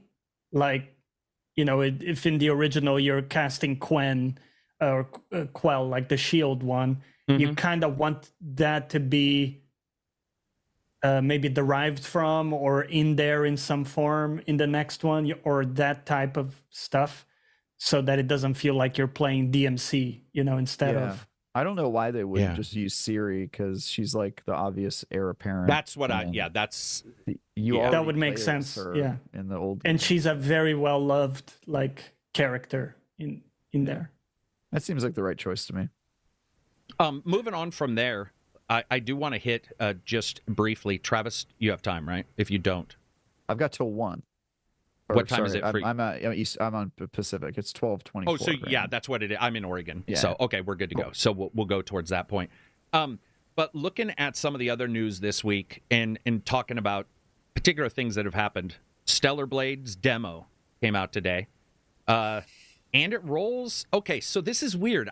Maybe you guys can. So it rolls whatever you do in this demo into the save game. Yep. So I'm wondering how much is going to be there. But I know the demo leaked early. Travis, did you happen to get lucky? And were you one of the? No, me neither. No. Damn it! I was hoping he was going to be able to tell us how big that demo is, because I've wondered how much you're going to be able to play and then have it roll forward. But other games have done this pretty recently. Yep. Like I reviewed Skull and Bones, and they did a similar thing where they were like, play as much as you want during the beta and the demo period, and then they let you put it into the full game. And in that case, there was basically no cap except for the story, but you could keep grinding and doing like other side activities as much as you wanted. So I gotcha. I wouldn't be surprised if it was something similar to that. But yeah, this is an interesting tactic, and I think it makes sense because nobody likes to replay the same stuff over and over again. Although usually demos used to be like the middle part of the game, so it wouldn't make sense to keep your progress. And now they do the opening, which is interesting because usually the opening is like the least interesting part of a game, right? You're still like getting tutorialized and things are slower. You're in the snow in Red Dead 2. So yeah, I think it'll be interesting to see how this goes. But are you guys excited for this game? I don't know. I've seen some hype online, but to me, it hasn't really clicked with me yet. At least I have not played it, but I just looking at it, I'm like, I don't see it yet. I'll let Johnny go first on that. Johnny's more of an anime fan. I think I'm more positive on it. Yeah, it's a bit anime. It's obviously, the character is pretty sexualized, which at this point I'm a little bit like, the fan service stuff. Well, I think if done right, it can be right. Like I did like, and it is catered towards, I don't know how to say this, but I enjoyed playing Nier Automata. I thought the character looked good. Oh, hell yeah. I'm not ashamed to admit. No, me neither, for sure. Yeah. But I do think there is a line between like classy and just doing it for the purpose of, catering to to people versus still having a really good game at the core of it, you know, where it doesn't feel bad. So that's where I'm at. Would you say this game is kind of the latter? Because just looking at the character, it looks like maybe they're catering to guys who are into... I think I saw glimpses of a really cool setting and a cool combat system based on what I've seen from like people playing the demo. But it's kind of hard to tell, right? Just from seeing other people play it. I liked the way, you know, you have a skill tree with 3 different sections with like survival skills, you know, all this type of stuff. And people can play the demo and start leveling that already. So you could, you know, start grinding and get your skills and learn how the game works and everything, and then have all of that translate into the full game, which I think for me, that's very cool. There's like a boss challenge mode where you can go in and practice and everything. So I think the demo itself is really solid. And I would definitely encourage people to, you know, play that, which I will as well. But it's still, you know, the game itself, I'm not sure. I think like I say, I like the setting. I think that could be a really cool thing. But I'm still not decided on. I would say I'm more positive than I was. Originally I was, because I don't actually mind super masculine characters or super sexualized female characters, because I do think we need the gamut. Otherwise, you can't even. There is without a 1, it's hard to say what a 10 is. Without a, you know, never touch game, it's hard to know what a buy game is. So to me, I'm okay with those, and especially if they reflect in the fiction in some way. Nier Automata, I don't know how it did it, but I do know that when I got done with it, I thought far less of anything what somebody looked like and far more about the game. For me, that was a phenomenal title. So this one, I absolutely am open to it being a phenomenal title. And I will say that the more I've been seeing of people play it, the more, I'm not saying it's 10, but I'm saying it's stepped up above Genshin Impact or something for me. Where, oh, really? Yeah. By the way, I just don't like that game. I'm not saying it's terrible, but I love Genshin. I know most people do. I'm just not that kind of. I don't know what it is. It doesn't speak to me. But what I mean is, it's not basic. I don't know. It's almost like there's something about that particular game where I wouldn't want it in a single player game. I wouldn't want that all mimicked on this game. And from what I've been seeing, there's more combat choices than I thought there were. Also, just gonna be brutally honest, man. After years, I start to look at trailers, and because I cut trailers, I can see cuts at weird times where I'm like, that seems to be hiding something. There was a lot of the trailers that only showed one character at a time, and I was telling Johnny, I'm like, does that mean these are going to be arena locations? Maybe does that mean, you know, how's the combat? And they've showed more and more. So I'm open to it, but it doesn't. I don't gravitate towards those games. I'm also not pushed away from them. I think that the demo's the best idea, though. And I love no middle section demos because I always have too many powers in those. And then I play this friggin' game, and now I start out with nothing, and I can tap my sword on somebody's head, and I'm all, oh my God. I just want to go back to the middle part, you know, that we played in that demo. It also gives you a sense of like being overwhelmed in the demo, doesn't it? It can. I remember when there's a lot Final Fantasy 16. I played the demo of that, and there's one mode in it where you have all these skills right off the bat. Yep. And I remember being like, dude, it's just, you know, I can't get my head around this. Yeah. I mean, the last Final Fantasy was like that for me. I really liked Rebirth, but there were times during the combat where I'm like, absolutely, have no clue. It's a whole clue curve what's happening right now. Dude, the amount of graphics going on. Those guys, like I said in the review, they wouldn't cook a muffin without a world-ending fireball. Like, they're like the Rock eating a muffin, super sweaty, and it's a big effort. And that is the way Final Fantasy has been. The smallest flan enemy has the smallest enemy. A supernova. But I loved it. Even though it caused me no end of angst in that game at times where I'm like, I don't even know. I'm going to block. Because it looked, and I was listening, they had pretty good audio for picking up an enemy's attack, a pre-sound. You could hear like a, and you, okay, I need to parry or block. But that game in particular, man, that game, I think Stellar Blade looks way cleaner, even though it is all over the place. It still looks cleaner than, let's say, yeah, I think you can parse a bit more like when there's an attack being wound up versus just chaos. Yeah. I mean, I hope she has a butt attack because I think that would just set people off. I love to see the chaos. I love chaos. So I hope she like leaps forward with her butt and hits people so that everybody can freak out. I don't know what it's going to be. People who played the demo, please inform me in the next day or so, or drop in the Discord and tell me what you think of it. But I don't know who this developer is. I can't tell you if it's going to be either. a good game or a bad game yet. But Yeah.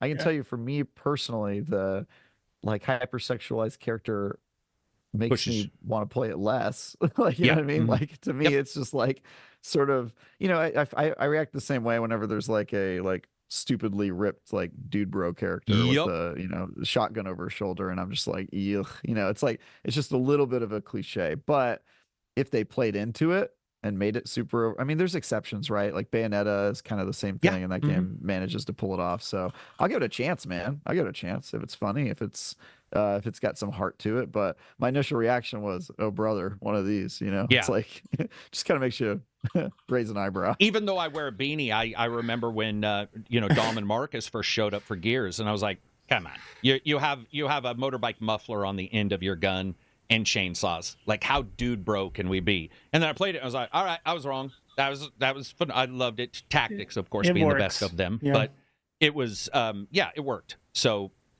I can hope. It does feel it feels a little weird. And when I am attracted to main characters too.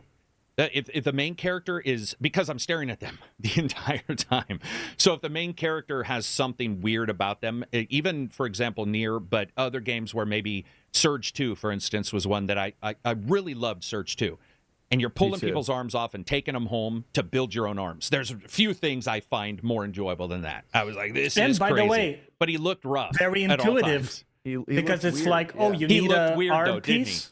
Yeah, but he looked weird, Johnny. That's the thing I'm saying. That's the thing is, like, sometimes when a character, even if I get what they're trying to do, right? They're like, oh, you're going to be looking at this forever, so we want to make it look nice. But after like a couple hours of like looking at that, it just sort of, it takes away from the experience if you're constantly thinking about how weird your character looks, whether it's disproportionate or like overly sexualized or whatever.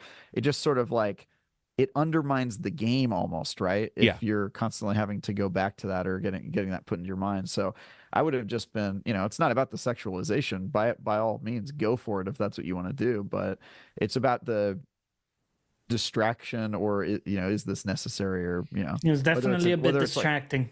I can't wait to see if they reflect it in the fiction, though. Bro. I'm actually really interested to see if they reflect it in the fiction in some way. Why that character looks like that. That is actually exciting to me because I like storytelling. So I would love for them to try to explain, you know, why, you know, what exactly was going on there. Because they do it every once in a while. They did it in Halo with Cortana being naked. They did, and it could be as simple as people created these androids that looked like this because they were dudes and they liked the way, you know. Yeah, women we joke about that, you know, lie a little to sell a lot, like that. It does work. It could be as simple as that. Meet me halfway, you know, just a little bit, and it'll work out. Yeah. And by the way, real quick, someone mentioned in chat the same composer from Nier is doing the music for this game, which is Keiichi Okabe, apparently. Nice. And that music for me is cannot continue. This can. Yeah, it's fantastic. Nier's was so good, man. Yeah, so good. I'm excited for it. Next up, Gearbox and Embracer split, and then also Relic. So Relic and Sega split. So if I'm understanding, Relic and Sega split, and then Relic had to also release some employees. If that's what I'm gathering from that. Yeah, probably because they lost their publisher. Yeah, and then Gearbox, from what I saw, got sold. But I don't know if you saw this, but right at the end of the night, I saw on Twitter somebody saying that they were also releasing some people from Gearbox. Oh, I hadn't heard about that, but I do know that they got sold back to Take-Two, which back to Take-Two. They never were owned by Take-Two, but Take-Two had a like we get to publish Borderlands specifically, and they had some sort of like agreement where it was a very nice deal for them. So I'm frankly surprised that they wanted to buy the company outright. They must really appreciate the talent there. So I'm not sure if they have layoffs, but I definitely, if you're transitioning corporate owners, that's the time to do it. Yep. And probably Take-Two, if Gearbox doesn't lay off people, Take-Two will probably be looking for like duplication of labor in that company, and yada yada. So I would be surprised if it happened. There's always a little bit of instability when you change owners. Yeah, and even when we overpaid, because I was joking about it, but at my old company, we'd overpay for a company. The overpayment didn't mean somebody, if there was a duplication, you didn't start going, okay, we need 2 projects, or one of these 2 people isn't going to be here anymore. And you're just like, damn it. It's hard to come out of it. It does, especially the duplication. And we see it in the social side. In particular, you see some social managers sometimes where that pops up, where a big company has a PR department that's actually way too big because they're not in the middle of a release. And you hear about those kind of things. So, hopefully everybody lands on their feet. Sorry to hear about that kind of stuff. I personally think it's good. For Gearbox, I'm really excited to see I know some people there. Some people have been on the podcast multiple times, and I'm excited to see really what they're doing. I mean, I think we all know what they're doing, but it'll be fun to see what they're doing and sort of get them out from under Embracer's they're making a movie, apparently. Shadow. That's what they've been spending all their time on. Yeah. I don't know about that movie. I saw the trailer and I was all okay. I mean, I'm not a huge fan of the fiction. Is it Jack Black as Claptrap? Did I read that correctly? I believe so. And one of my favorite, Jack Black, right? He's Claptrap. He's not annoying enough. He's not. Yeah, true. I think he can be pretty annoying, if he wants to. Maybe. He's just got so much charisma. That's what happens when you put. Yeah, no, he does. All your points. That's when you don't put your points in like stamina. You put it all in 100% in charisma. Yeah. Charisma 10. Yeah. Except I have seen his videos where he's running around doing somersaults, like that's what I do, even though I'm a bigger guy. Somersaults and cartwheels, and it's like he put some points in dexterity. Actually? Huh? You do cartwheels and somersaults? I teach martial arts. Yeah, we have to do everything. What? Like, you have That's to be able to do everything. But when I was watching a video of him, and he was at his swimming pool, and he was talking about something he was doing, and it was like a YouTube random video, or maybe it was TikTok or something, but he was doing like cartwheels and stuff, and he reminds me of Farley. You would see Chris Farley, nowhere near as big as Chris Farley, but you'd see Chris Farley doing, all kinds of weird shit. He was an animal, dude. Chris Farley was the man. It's so funny because most of the big guys I know are like that, and might be martial arts, obviously, but who are. And so when I see somebody like Chris, I remember the first time I saw him doing cartwheels at like Saturday Night Live or something. You're like, dude, that is awesome. You're telling me, just to walk back real quick, because this is totally news to me. You're telling me that somewhere in America I could sign up for a martial arts class, and then ACG will show up as my teacher? Yeah, we could train. That would be so crazy if you're not expecting it. You just sign up for martial arts and you're like, is that the YouTube guy? Bro, you make the reviews. Yeah. What? Yeah. That's crazy. That's like my number one passion outside of this. Maybe, that's awesome. Good for games you, and music. But martial arts since I was like 4 or 7, because I was high energy and my parents were like, we got to figure this shit out. Like, this kid is breaking boards in his backyard. What do we do? He's going to punch through the wall. And so they put me in martial arts. SBZ, $5 super chat. Last time I hated a demo but fell in love with the full version was Liza P. That is a perfect. It is. Yeah. It is. I played it actually recently. I do like it more. But that demo, I am sorry, was not good. Yeah, and you remember, I heavily disliked the demo. That demo, yeah. But loved the game. So, yeah. It's because that game is different. It doesn't have all the branching stuff that you see in a lot of other games. It's a different style, and the demo just it's got a lot going against it, man. There's a lot of games in that sphere. Absolutely. And it offers something different. And I'm coming back around on it, man. You know me, you and I have talked about this and you like Liza P too, Travis. Yeah, I reviewed it. Give it an 8 out of 10. Great game. What did you think? And I know you gave a 6 out of 10 of Steel Rising. I would say I was a little higher on that one, but still. Oh, really? Okay. A little, not like I love it, but for whatever reason, I think the atmosphere I liked more. I think with Liza P, my one issue was the lack of. It was a little samey. It was a little samey, yeah, and I like that sort of like a labyrinth of levels sometimes, even though Surge 2 went way overboard. Oh, dude. So you sometimes have that where you're like your brain hurting. Like, wait, this connects? Remember you and I were playing it, Johnny, and I was during the review, and I'm like, dude, there's a spot that goes back like through a crevice in Surge 2. Yeah. It just makes and it's like they back just to had like to the add very starting area. It's like, holy. Yeah. Yeah. It's like the serpent that eats its ass. You know, Yeah, the well, its Ouroboros. tail. but- Ouroboros. It's the, Yeah, right there. Ouroboros. It's its tail, not its ass. I mean, Yeah. you know, whichever one. Same You're thing. on this podcast. To be pedantic. Yeah. Travis, when it comes to the genre of game, I know you play a bunch because you cover everything. But if a big game was being released by a big company you were excited for, and it was a certain genre, is there something that you would say you aim? Would it be first person? Would it be third person? You know, is there something that you think speaks to you just a little bit more than others? With the caveat that I love every type of genre, and also I go through phases where like sometimes I'm like, you know, first person shootered out. Yeah. Like I'm just like, there's been a little too much of that. With that caveat, I would say maybe I trend toward RPGs. Like I like RPGs a lot. There's like mechanics, and that can be turn-based or it can be open world or whatever. But like just if there's something where there's like a little bit of like a loot game and leveling up and I'm getting stat points and I'm getting to make decisions and social encounters and stuff like that, like anything like that, I really like that stuff. So would you has that changed for you? Because I have found that through the years, I also have gone like this. I'm a little less on obviously sports, I think, unless, like I was joking with tennis this morning, unless they add claymores to the tennis court, it's still tennis. Have you found yourself ignoring that technology is allowed for open world? Obviously, something that we didn't have in the same way.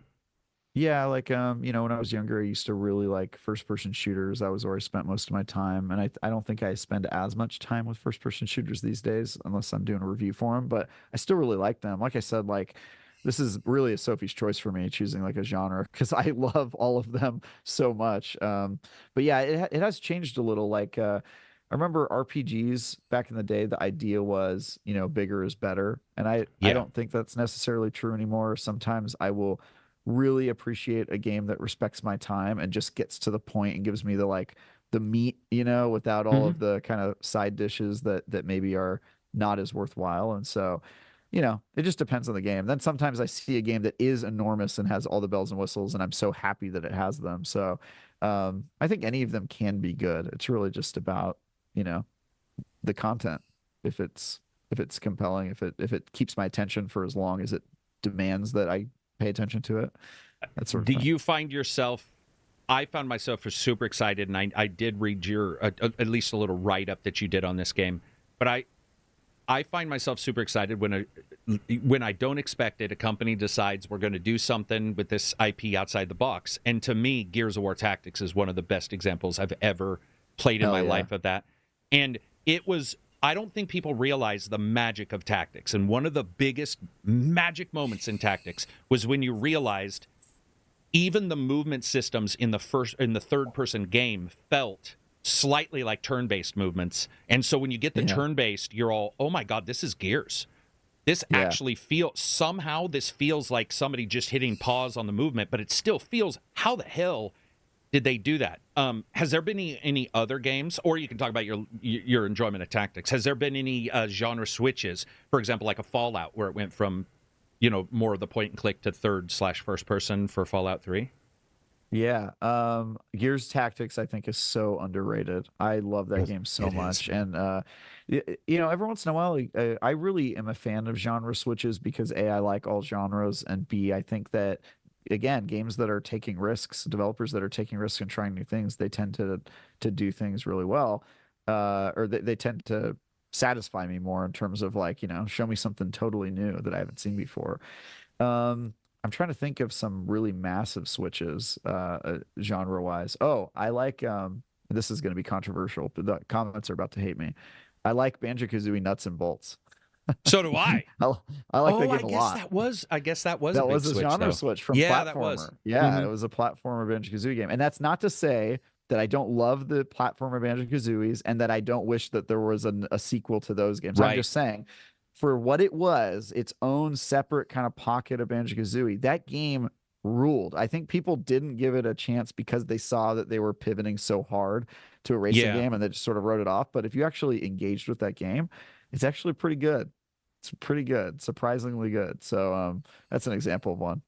There's something about the There's something about a switch in the viewpoint, even if it's worse and it's 2D or something. It used to be 3D. That when it works well, you were saying developers sometimes maybe they'll try something different than a developer already in that sphere, because they're sort of, it's very hard, and you hear this in martial arts in particular, for a classical martial arts to get into MMA, because one is very classical. It's like these are and the other guy's like, no, you can't do any move the way you expect. You have to be light on your feet. You have to do this. You can't do a stance.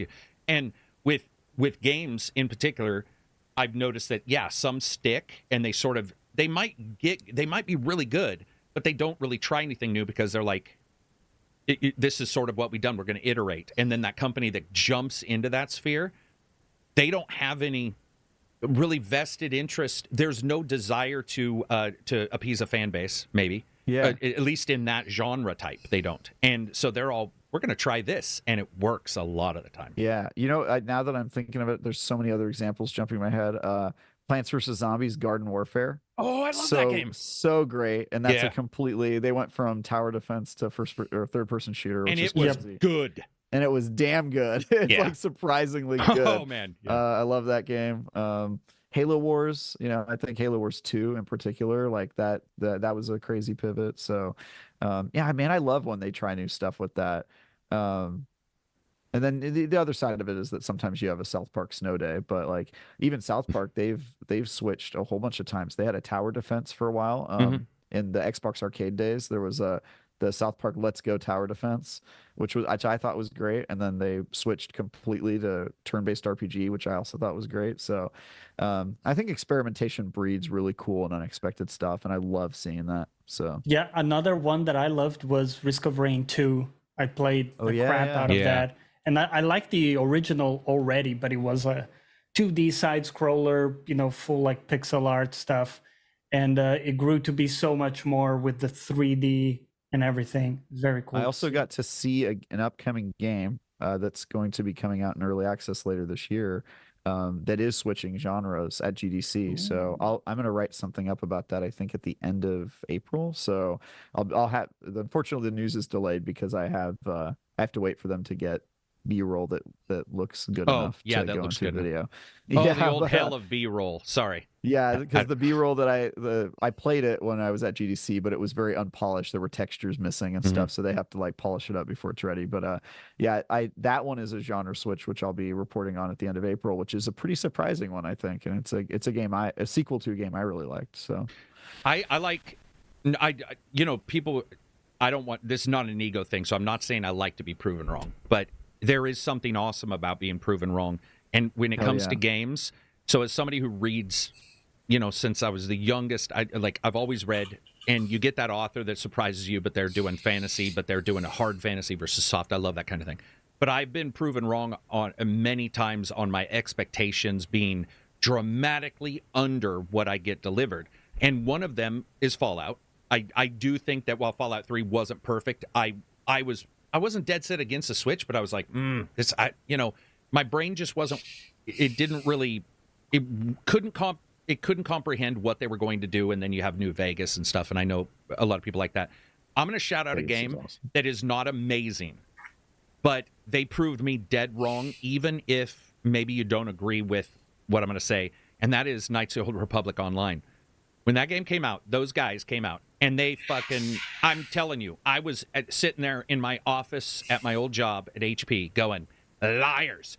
This is 8 KOTORs. Liars. And I was rocking back in my chair. I'm like, you're so full of shit.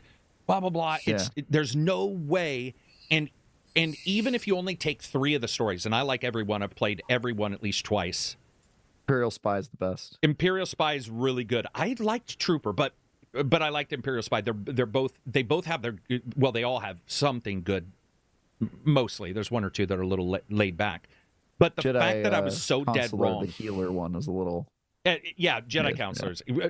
But the idea that they did they deliver on the shock of KOTOR? That's very difficult to do. Even 2, totally. I personally believe, didn't resonate with me as much as 1's twist. And I'm dumb because I didn't pick up on it when I played KOTOR 1. I didn't. I played it day 1. I did. Wow. I don't know why. Dude, I got to the end, and I'm like, wait, what? I don't know what happened. I just was not paying attention, I guess. But, of course... That's so good, though. You must have just been slapped in the face. Bro, it's just That's like so good. Mass Effect 1 at the ending when you think Shepard's dead and he comes out, and I remember by myself, projector on my on the roof, hot room, it was uncomfortable, and he comes out, and it was like an America fuck yeah kind of moment from World Police, and I remember by myself just going fuck yeah. Like, and I don't, everybody knows I actually don't get too emotional and stuff unless it's heroism. I sort of have a love affair with that kind of thing. But those switches, yeah, are great. And being wrong, dude, is, you don't want to be wrong if you're doing a review. It's cathartic. Right? But it is, yeah. Yes. And when you are proven wrong on a game in particular, when I'm like, I don't think so. Because we talk about the good game or games we think are going to be good that turn out bad, because that's the way the industry skews towards negative right now. But I got to tell you, the magic of this industry is thinking it's not going to hit. And that I have thing a great comes. example of that. Go for it. I love this stuff. Last year, I requested to review a game that was on no one's radar, and my outlet was not planning on covering it at all. But I found it on Steam, and I said, "This looks terrible. Please let me review it because I just have to know what this is." It was Pal World. And No I reviewed that game going in 100% thinking it was going to be awful, and I was shocked at how good it was. And I immediately told everybody on the staff, like, guys, Pal World is actually awesome. We need to cover this. And we got a whole bunch of people to get codes to work on the wiki and all that stuff. And we made a bunch of guides for it. And I think we were ahead of the curve on that one because, I just decided I wanted to play it. And I was like, let's see what this crazy Pokemon with Guns game looks awful is going to be like. And I was completely flat-footed by how great that game was. So that's a great example of being proven wrong, man. In Pal World, these guys I liked it somewhat. I had some glitches on that one when I was first playing it. So there was a lot of, and it's a cumbersome game in many ways. But there is something it's in an industry that isn't about surprise. In fact, leaks, ruin surprise a lot of times. Like you were talking about, we have a thing that no one's talking about yet. And it's sort of surprising to hear you say that because there's just so many leaks. And there's so many people, there's PR building up. There's people who have to announce early for investors or even for themselves in their own PR. When you do get surprised, man, I don't know if there's any industry I've worked in. I've worked in a lot. And this is one of the few where when the surprise hits, it is like being back as an 11-year-old. And I'll just be sitting there so mad because I take NDAs super serious. They'll be, don't talk to anybody. Turn your profile off. Go invisible, blah, blah, blah. And I'll be sitting in my office just going like, are you kidding me right now? I can't talk to anybody about it. And I don't know if you've ever felt this. We can wrap this up because I know you got to go. Have you ever felt that? I feel a sense of isolation that is absolutely unbelievable if I am enjoying a game and they are ironclad about not talking about it. Has that ever happened to you? I don't think so because I don't really I've never really had a good time like chatting to people about it. I like to say what I think and then disappear, but I'm like very introverted. Like I don't want to like talk to people or so even if you are getting excited, you're not like, to me, I'm just like, oh, this is great. I can't wait for people to play this. Okay, and then I take like a private joy in that. But my relationship with games is weird in that like I'll play a game a month before it comes out and then I'll be done with it. And then 2 weeks will go by and then my review will drop. And then like a week later, the game will come out. And so I see people playing a game about a month after I've already, it's in the review. And so I rarely get to be a part of like the discourse while it's happening because my time with it has passed. And so I do have a little bit of like FOMO with the discourse where like if a game has a really intricate story with like twists and then there's people like discussing it on Reddit. And by the time that fun part of like the community starts coming together, I've already I'm already on like 3 games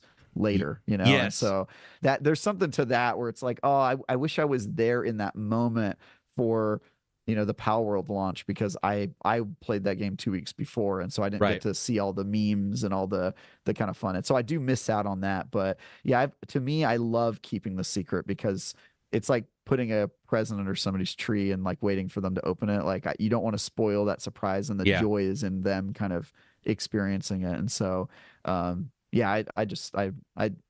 love the doing what I do. It's great, man. Yeah, it's awesome. It's weird too because as somebody who I am extroverted about games, but introverted about other things. Like I'm the person who people come to my place and I choose when you go. very controlling on like my time. But when it Right. comes to games, Travis, man, when it's a good game, dude, I You am just want to shout it from the rooftops, huh? It's Yeah. not even it's like and it's probably because I am fairly detached from. So when something is, I'm waiting for that embargo.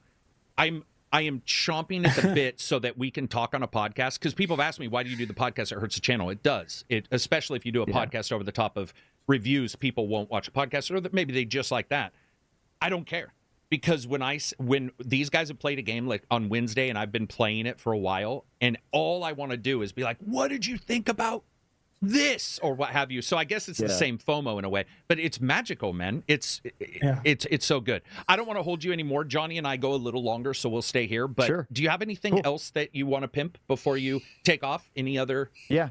I mean, just check out my reviews on IGN.com. I did the South Park review. I did Outpost, Infinity Siege. And then the main thing I just wanted everybody... Oh, also Dune Awakening looks amazing, and you can look at my preview at that also on IGN or YouTube. And then, the main thing I just wanted everybody to let everybody know about is IGN First, starting April 2nd. We'll be announcing the new game from Yellow Brick Games with lots of BioWare, EA, and Ubisoft talent making that studio. And I think people are going to be pretty stoked about what they see. So tune in on the morning of April 2nd to see what that's about. I do want to say huge appreciation for you coming on, because I have followed your stuff for a while, and when I got to talk to you just for a little bit of time on the other podcast that we did, I was like, oh man, I got to get him on. And then I started reading more onto little bits of operencia, games that you don't even remember covering. I was like, oh my God, we do think alike. Like there's, and that's the, even though they're, whether it be websites and YouTube, there's always going to be like a little bit of, back and forth where people go at each other. The fact is dude, games and stuff like that, and talking to somebody who's a reviewer who's that excited about some other game I don't know about, or who gets to cover something new, living vicariously through you has excited me to talk about whatever it is on. I'm more excited than I think I was going to be, because I want to see what you guys are covering. So I absolutely appreciate it, man. Thank you very much for coming on. And thank you, anytime you ever want to come on, respect. we'd love to have you. Just so you know, I will come back whenever you want me, for sure. And mad respect. I've been following you for years, and you're always one of the greats. Where I'll see a lot of comments that are like, I don't watch any reviews except for Travis and ACG, and I'm like, that's pretty good company. That's exactly what I saw a couple days ago too. I was like, all right, have a good one, man. So, thank you very much. Appreciate it, man. See ya. Thank you, Travis. Thanks, guys. Big honor. Nice to meet you, Johnny. See ya.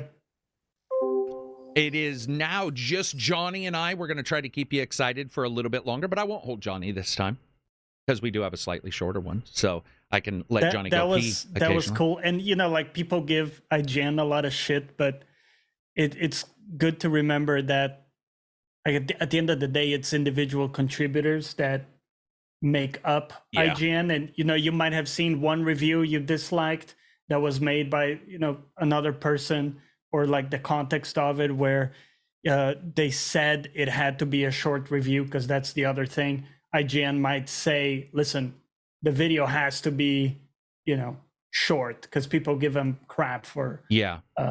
So I don't know. I'm always hesitant to judge the entirety of IGN, because I've seen some stuff I disliked, some stuff that I thought was good for reviews, or for, I think just in general too, coverage. Like, the first stuff they do is really good. So the thing that it doesn't surprise me, actually, but for the longest period of time, till about a year or so ago, he was the only one I would show up and read reviews from, and I didn't pick up on that it was the person that I was going to go do the podcast with about a month or so ago. Oh, yeah. And I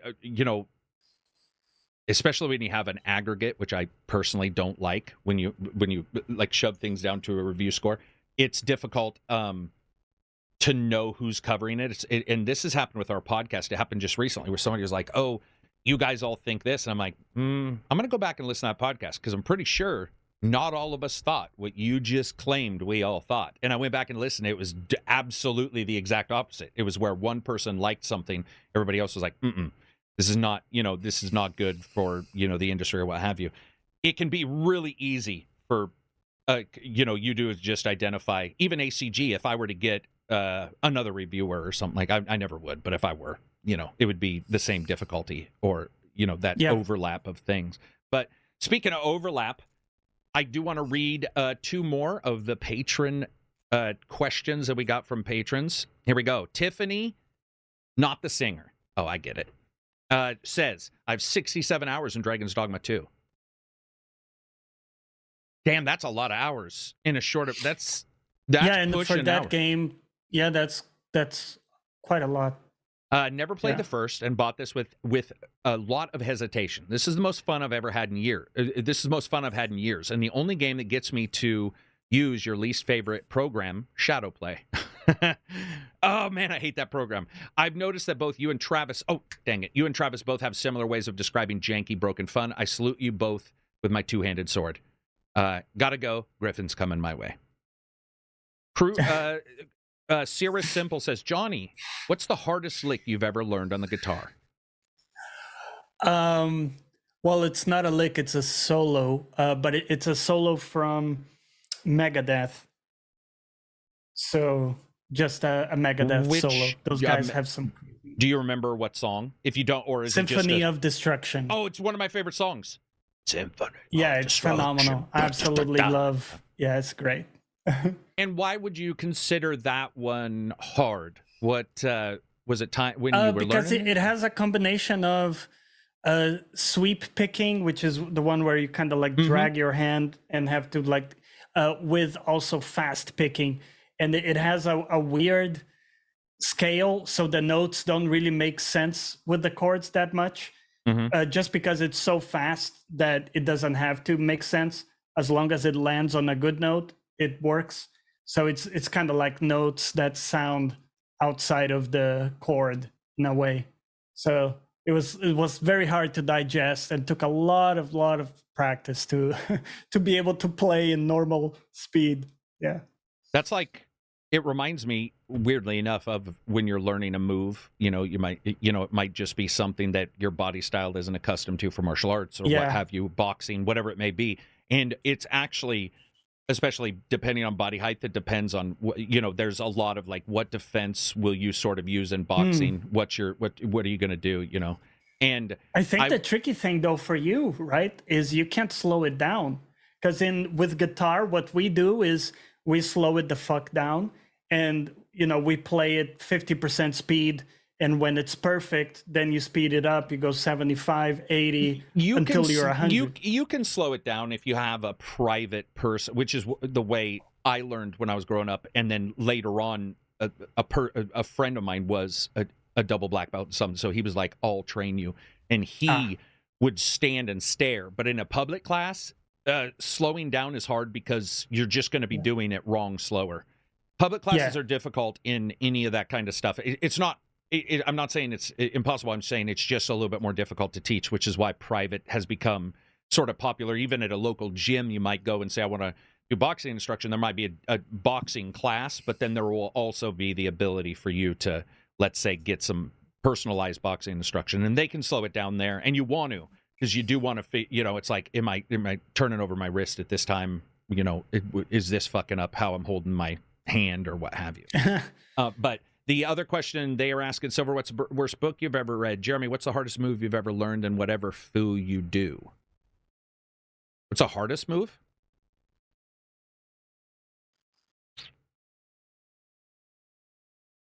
Man. Fuck, that's a good question. What's the hardest move? I'm trying to think. I would break it. It's not a move, but I would say when I was younger, we did classical martial arts, which involves stances. And when you first learn that, and I was young when I learned it, but I remember sweating from my brain.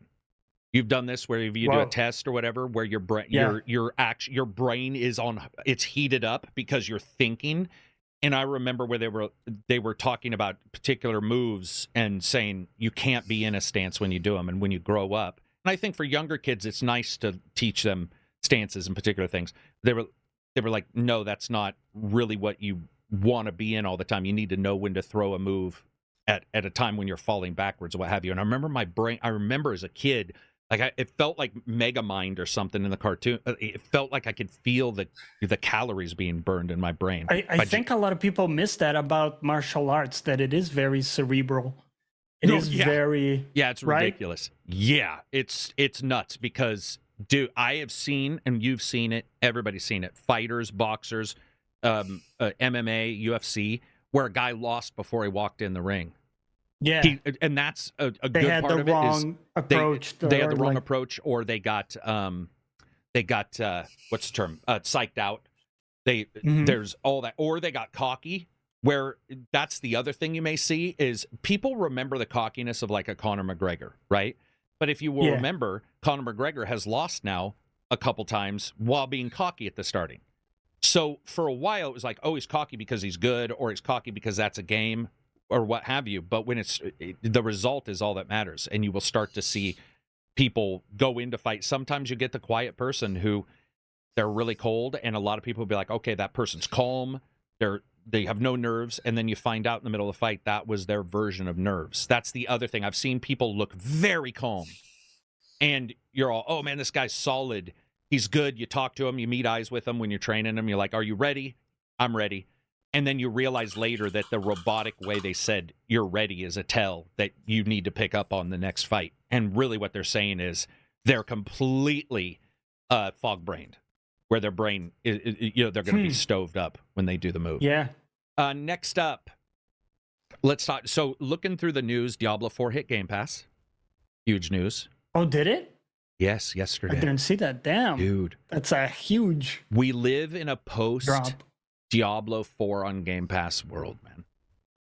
Is that not? And that one, I wonder crazy. if it will have a resurgence. I know it kind of dropped for many people. I think it's a good I think it's a good question, but I think it will, for the sheer fact that it didn't get 10s across the board. Yeah. So the Game Pass part of it comes into play now even more, with more weight. The idea of saying, okay, now I can get it on Game Pass, which I already pay for other things. You know what I mean?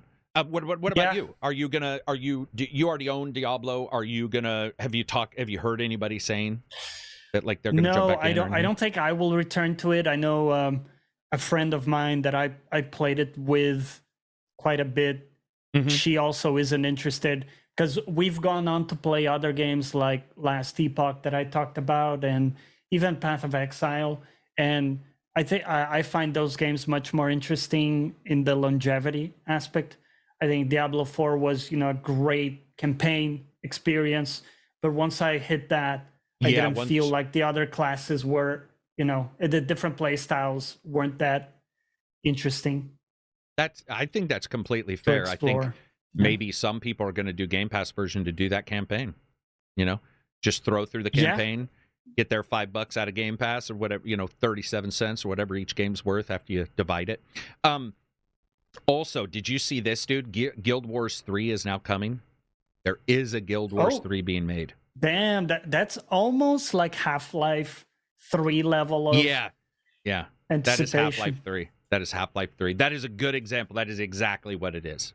It's a Half-Life 3. It is crazy to think we're now at that point where there's a Guild Wars 2, because because there's been a Guild Wars 2 for what feels like 50 years. It feels like they were announcing that nuclear power had been created and Guild Wars 2 came out the same day. Dude, because Guild Wars 2 fans are like the vegans. Okay, I say this tongue in cheek. You know the meme of the vegan who is always speaking about veganism and how it's that's just a meme, not all vegans. But Guild Wars 2, you get so many of like fans of that game telling you why that was the best combat system in an MMO, and why they should do that once again. And I've never played an MMO with that type of sort of actiony, free aim based stuff.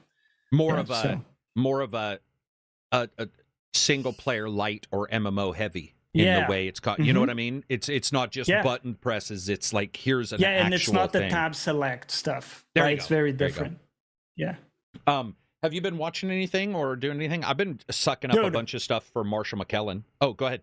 I gotta tell you, first of all, I want to follow up on Three Body Problem. I don't know if you gave it another chance. I'm very curious to hear. Finished with it. What did you think? It was okay. I agree with Penty. Penty was the one talking me into watching it again because I don't know if you heard this story, but I was watching Three Body, which is another version of Three Body Problem that is in full Chinese. Yes. So a couple weeks ago, I was talking to him going, I don't understand why you can, like, this is not very good, and it's a lot of subtitles. And what he was confused with is there is a bunch of subtitles in the first episode because, there's a reason why. And so when I found that out, this about 3 weeks ago, I was like, oh, okay, I'm the wrong show. It's another version of the show. And released in the same year, but it's a different thing. And I watched. I couldn't get my wife to sit through it. She was not. It bored her. She didn't like it. But I think for me, it was pretty. I liked it. I'll certainly watch season 2 for sure. Okay. So it just didn't blow you away, or it didn't blow me away. But I don't know if they were. Were they trying to? It didn't feel like they were trying to in a way where they weren't going huge on graphics. Or anything well, there's a certain, I thought some effects blew me away from like a visual standpoint, like, the stuff with the cruise. That was great, by the way. So, I mean, like some stuff like that, I thought, holy, like, and some of the VR stuff was really fun. So I enjoy it a lot. I thought they had some pacing problems. Like we talked about, especially the first episode, I can see a lot of people just dropping after the first episode because they're like, I thought this was a sci-fi show. I'm not really seeing anything here for me. Where's the sci-fi in my sci-fi show? And they definitely hit it. Takes a bit. It takes a bit. There's also, so you know how sometimes you'll see a movie and you'll be watching some character do something. You'll be like, why did this one character who knows this other character just happen to show up at this time? And in Three Body Problem, I get that they're trying to explain why every person is connected in their little group. But at the end of the series, end of this first season, I was like, okay, now I am checking out a little bit. Now we're getting to like 7 degrees of Kevin Bacon. You matter because we're gonna, everybody, the world is a tissue. Right. Yeah. I get. There's nobody unknown almost. They're all known because they're all in. And all these people that are closely connected end up on these positions of importance in this. Yes. You know what I mean? It is very contrived. Hey, John, in that way. It's like we all worked at my last job together, and you're like, dude, come on, man. And these guys who are best friends, one is designing the propulsion system, and the other one is being propulsed by the Anyway, on the other hand, there was stars twinkling. I thought that effect was terrible. There were some other effects that were terrible. The VR was okay, and I loved the goofiness of it, especially the dehydration stuff. That was goofy, but I like the in-game stuff. Cracked me up. There's one particular time where they say, "Let the skies, move" or whatever, and they're all standing there, and then the guy looks at her and he's like, "You have to touch the ground to have time move." Yeah, and it was. I thought I cracked up a little bit because I was like holding start. The gamified stuff. Yeah, it's cool. Yeah. So that was fun. I will definitely watch season 2. For sure. You know what? I think that's a fair takeaway because I also had the nostalgia from the book and stuff, and I like the sci-fi story itself. I thought that was cool, and I like the effects and everything. But I agree. I think those are valid. But I gotta tell you, man, I watched today because I had the day off for Easter. I watched finally Top Gun Maverick. It's been around forever now. Dude, I absolutely loved it. I even cried a bit. It was so noble. I love that, even the dickhead in the group, it's like everybody sort of comes together in the end. Even though everybody's so different, but just because there's a recognition and a respect of everybody here can do their job pretty well. There's almost a mutual respect there at the end, and you're like, fuck yeah, man.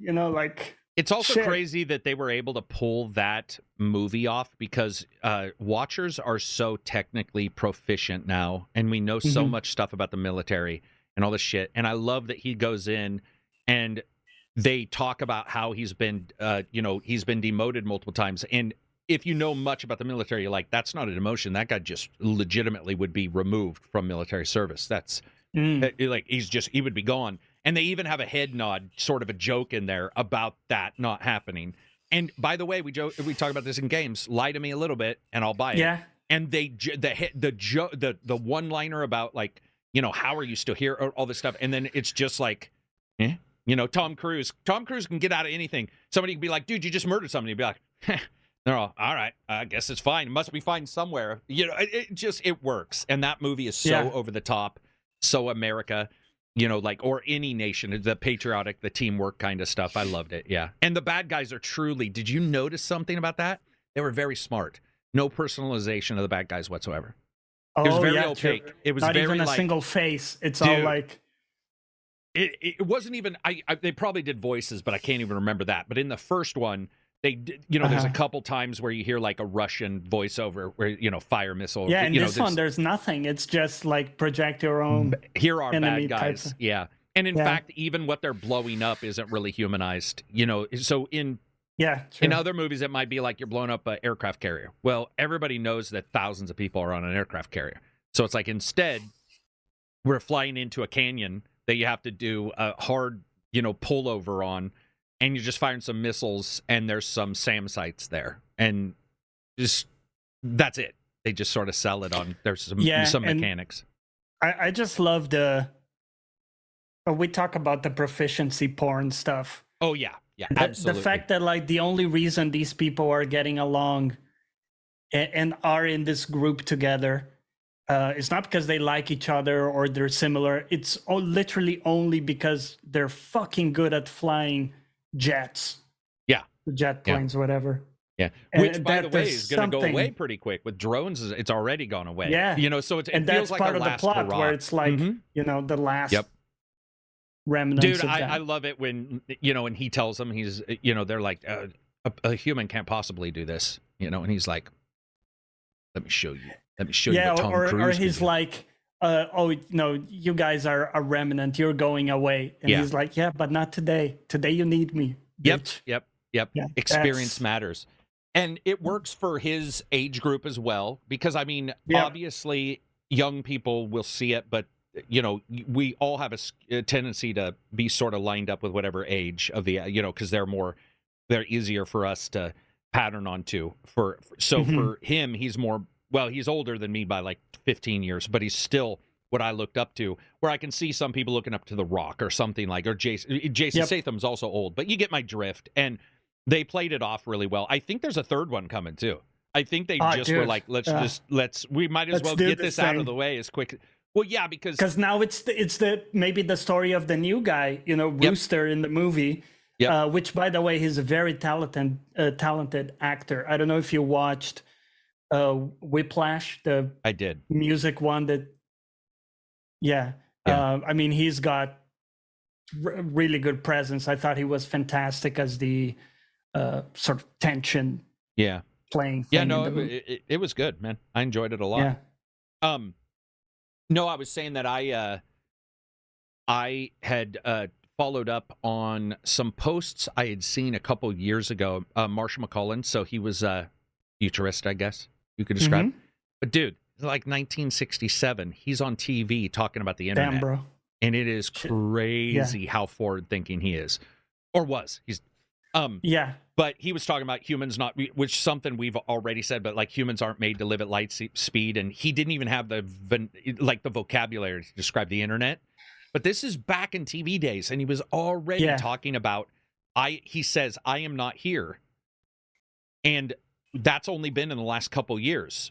All the other times when you saw a person, it was either a photograph or the person's there, but I am not here. This can be shown millions of times, and it never degrades. It's me, but it's not me. It's just this ethereal thing. And so I was following him and reading up on some of his stuff, and it's weird because of all the people I've ever followed, including sci-fi authors, everybody's always missed sci-fi for me. I've always felt that I outlived the sci-fi because Star Trek we're past times when some of the initial stuff in Star Trek started to happen, and you're like, oh, we're not on the moon yet. Oh, maybe we'll get there. And so, you lose a little bit of that childlike thing. With him, there was no childlike return. He wasn't even about that. It was all negative. But it was pretty goddamn crazy how correct he is on almost everything. And just listening and going, that guy, 1967, and other people that they were comparing him to, even back then and now, they're pretty wrong. They were more in the sci-fi element of things, right? Like teleportation. And his was looking at the tech he had now, and somehow he could figure out the steps in tech. Where I admit AI is definitely a thing we saw years ago, but robots don't sound like robots anymore. Like, that's one of the things we talked about with Starfield, where Bosco comes out and he's, Master, I am here. And you're all, oh, AI don't sound like that. That doesn't check out anymore. It doesn't check out, right? Yeah, exactly. Yeah, it's interesting stuff. I reread Lawrence Krauss, The Memory. Fucking dude. Which one from him? The best story ever told so far. The one about like relativity and a bunch of science, a little bit about membranes. But it's so funny because it's so weird to read his stuff, and that dude straight up don't give a shit if you can understand. Straight up, he's like, he doesn't even start. He doesn't even start by saying you may not understand. He just jumps into shit, and you're all, what? And it's funny because it's like technically like popular science books that he tends to write. Like, he is trying to access the non scientific person, but he is also inviting you to be out of your depth and be like, listen, I think he's inviting you to learn. I don't think he's inviting to learn, to look up other stuff. I don't think he's inviting people who don't know, because he doesn't meet them halfway. I think in some way he's asking quite a lot of you in a way. Because I mean that's what I study, and I was sitting there going, and especially at the first, it's just Copernicus thought this, blah blah blah blah blah blah blah blah, and but in the first 3 or 4 books, 3 or 4 pages, he's already talking about reality and how shadows are made, and shadows on a cave wall, an old story about a myth, and I was reading it going, damn. If anybody opens this book and gets to page 3 and gets past it, they're probably going to get the end. But if hard to parse. It's hard to parse. Yeah. It was fun. You been reading anything? Or listening to anything? Any new music? At the moment, I'm reading something called The Fourth Wing, which was recommended to me by a friend. I wasn't aware that it's sort of like a female catering novel. So you mean more on the feminine side for the story and the characters and the motivations? And not only that, dude, but like when there's a sex scene, like, sit down, bro. It was like 2 whole chapters about a single sex scene. I was not ready for that. As like a straight male, I read books where the sex scene is basically like, and they banged, period. Right. And like this types where you don't go into detail. It's like either implied or it's a very short thing. I was not ready for this type of like extremely detailed. I suppose this is, some of what the female catering novels are like. So I wasn't fully ready. But it's about dragons and stuff, which is quite cool, riding dragons and powers. It's been a fun, light read. Which is nice, because I was reading female. You read her, right? The fantasy books by. I mean, you can tell a difference between a female and a male writer usually. In that kind of stuff. Would you say it was good? Like, well, I haven't finished it yet. It's fun, and it's a nice change from sort of really heavy, serious fiction. Because, I told you I like Brandon Sanderson, and his books are, it's like 1,000 pages, and it's magnum opus. It's an interconnected universe where every book is like referencing others. So it is nice to sometimes just, put your hair down, metaphorically speaking, in my case, and sort of, relax a bit more. I don't know. So McCafferty, whatever. There's a couple that I've read that I think many of the ones I read didn't have sex scenes. I'm talking about older fantasy, but I could definitely tell in just the way this is going to sound really weird, but they were delivering it from a more thoughtful of others experience. This is older fantasy. So, for example, in older fantasy that I was reading many times from male writers, it'd be like, he walked in the room domineering, you do this, blah, blah, blah, it was over. But then in the other books I was reading, that was like from Anne, it would be, he came in and he thought for a moment about what he was going to say. There was just these little odd touches that I noticed, and they would hinge on maybe taking somebody else's thoughts into account, even on old fantasy stuff, which, by the way, depending on if you're talking real history or not, sometimes that wasn't done. So one or the other could be more or less realistic, depending. But I've found that other than those little issues, I've read a lot of female authors in my time that do a really good job. But I've noticed that most of what I read, if there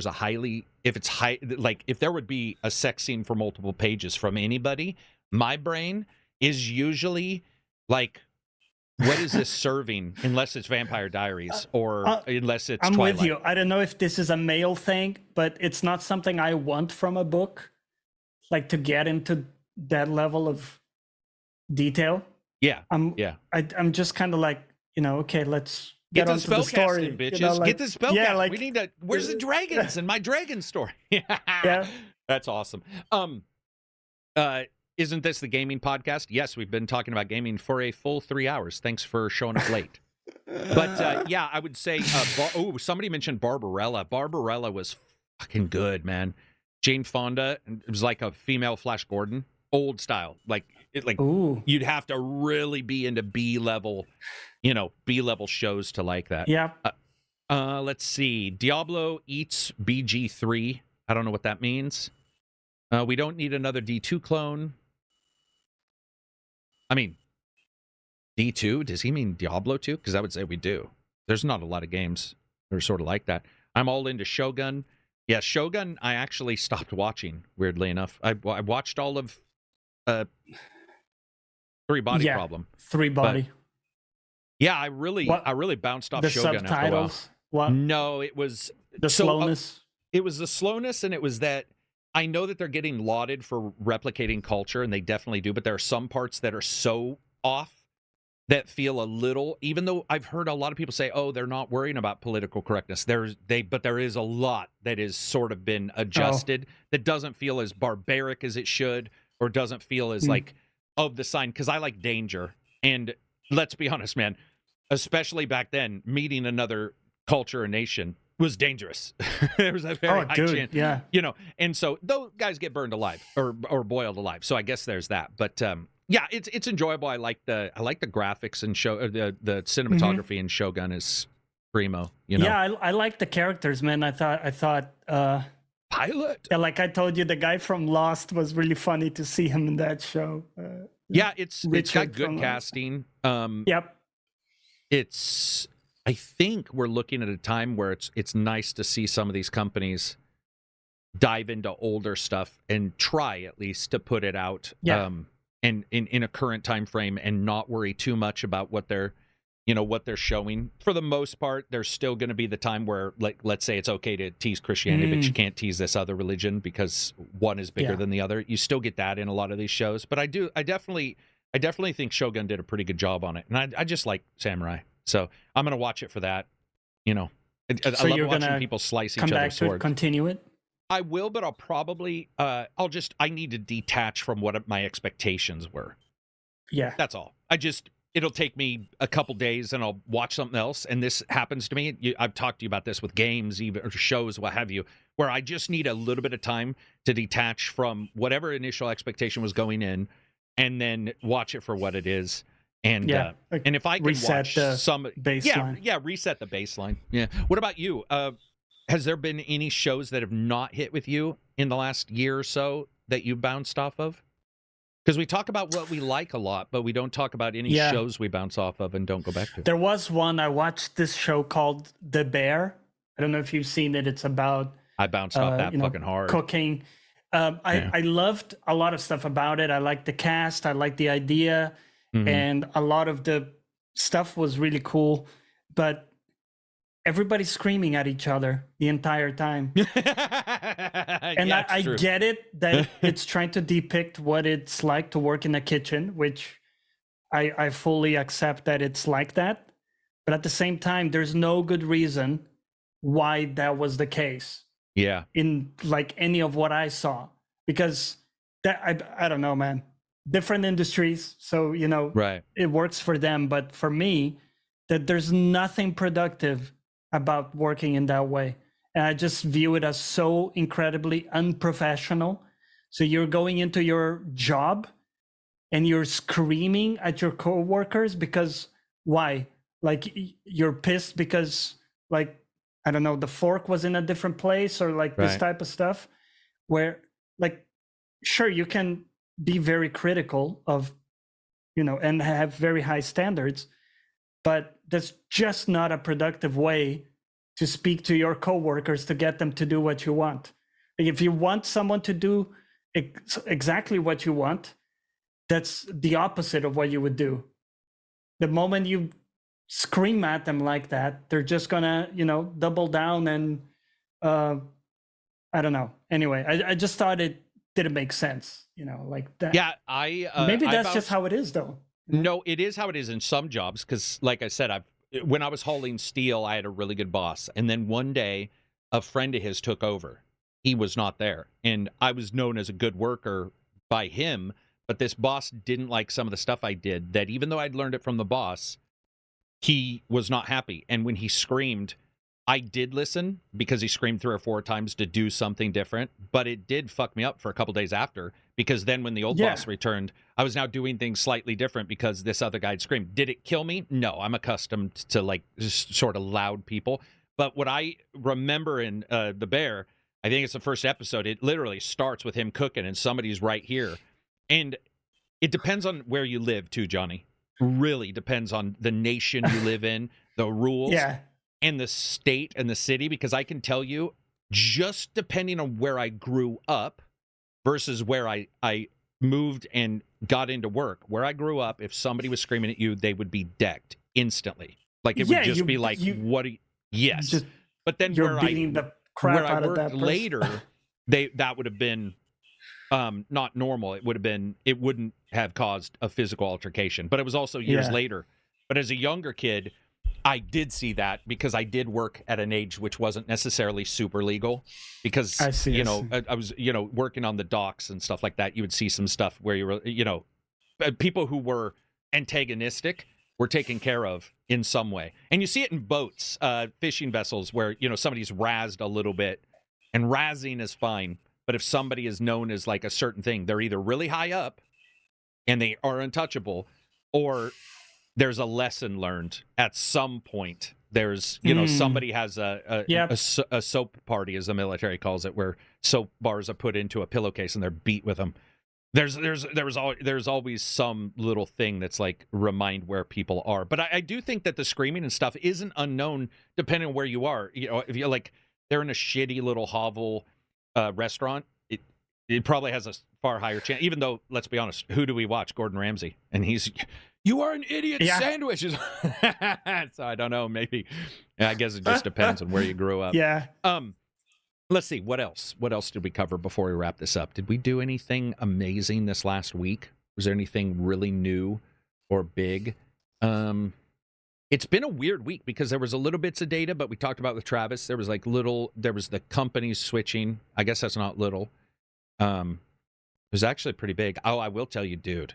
I'm telling you, Johnny, straight up. Do you use wireless in your house for your computer or a laptop or anything like that? Like tablet and stuff like that. So I bought pretty much a copy of the router I already had, and I decided I'm going to put just a couple devices on this router, right?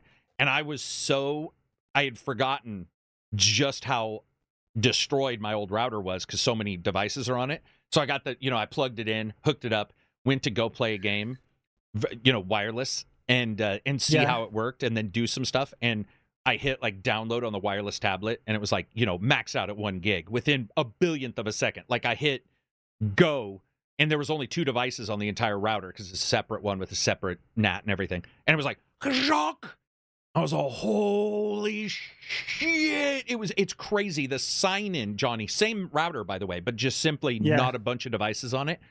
I will hit like sign in, do the password, and it'll be all done. And I go to the old one to sign in, and it'll be all connecting. Wow. Connected, internet not found, and it'll give me a second, then be like internet found. Yeah, it was a cool little upgrade for $70. I like to have a separate router for VR wireless. Dedicated. The last one died. Yeah. And then now for like GeForce and stuff. And for streaming, because you do a lot of streaming, makes sense. Yeah, it's been fun. What about before we wrap it up? Let's see. What about music stuff? Anything been going on? You've been learning any new songs or doing anything musically? Not really. I've been doing mostly just improv. I'm looking into recording a new album soon. Mm-hmm. So I'm still figuring out what will be sort of like the theme, identity. Maybe? Yeah, the theme. Awesome. I like to kind of, group it as, like I did one that was acoustic. So the whole thing was around acoustic. Sure. Another one was sort of like, I called it like streamer companion. It was the idea that like music for streams for people to have in the background, like rock music, but that almost doesn't ambient distract. in a way. That doesn't distract too much. I like having this. So I'm slowly getting back into it. I've been on a bit of a creative hiatus for like a year or something. So are you when you write a song, are you doing single guitar, or are you writing a song, doing some guitar, then grabbing a master track and throwing another guitar in there under, like, are you doing, or on this one, are you going to do a lead and a like some other kind of, something underlaying it, or are you just doing like solo for all your tracks? No, yeah, I do that stuff. But that happens as I'm fleshing it out. So it always starts with a melody, and sometimes it's something that I dream. So I might wake up with a melody in my head, and I will just record it, even if it's shit, just like the melody in a recorder, and then I'll take that to the guitar and play the melody on the guitar, and then that usually is how the song starts. And then as I start building it out, right? So now I have the melody and the chords that go with it. I start adding stuff on top. So, here's an acoustic, here's a little piano that goes on top. And throughout the song, I will take like a spotlight, and I will put the spotlight in different things. So in this 10 seconds, you're hearing the piano more. The spotlight is there. And as the song evolves, it's sort of like shifting and accentuating different. Are you going to do different guitars? Do you choose different guitars for? So I guess what I'm saying is, would you do like, let's say a rhythm kind of thing, and then the lead with the same guitar, or are you one of the guys who's like, I need my what I do as well is Strat? Yeah, exactly. Because sometimes you want that sound, right? That specific sound.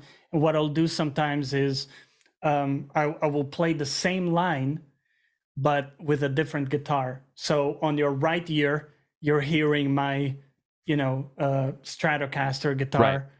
And then on your left ear, you're hearing the same line, the same time, but played on a different guitar. Oh, gotcha. And that gives you like a 3D sense. Yeah. It's weird to explain, but it sounds a bit like wider or something. So how long do you think something like that's going to take you? I would say like one song takes about 10 hours start to finish. Oh, not bad. On average. Could be more. Yeah. That'd be sweet. I want to hear it. It takes a long time to dial it in and everything. I could sing. Like, tell me why. Yeah. I think when it comes to, I'm just joking, by the way, anybody. But whenever I'm doing music, it's always lead. There's something about, I don't ever think in rhythm kind of stuff. I always think in... Is it like the melody? Are you almost like trying to sing something on the guitar? No, and it's not guitar for me. It's keyboard.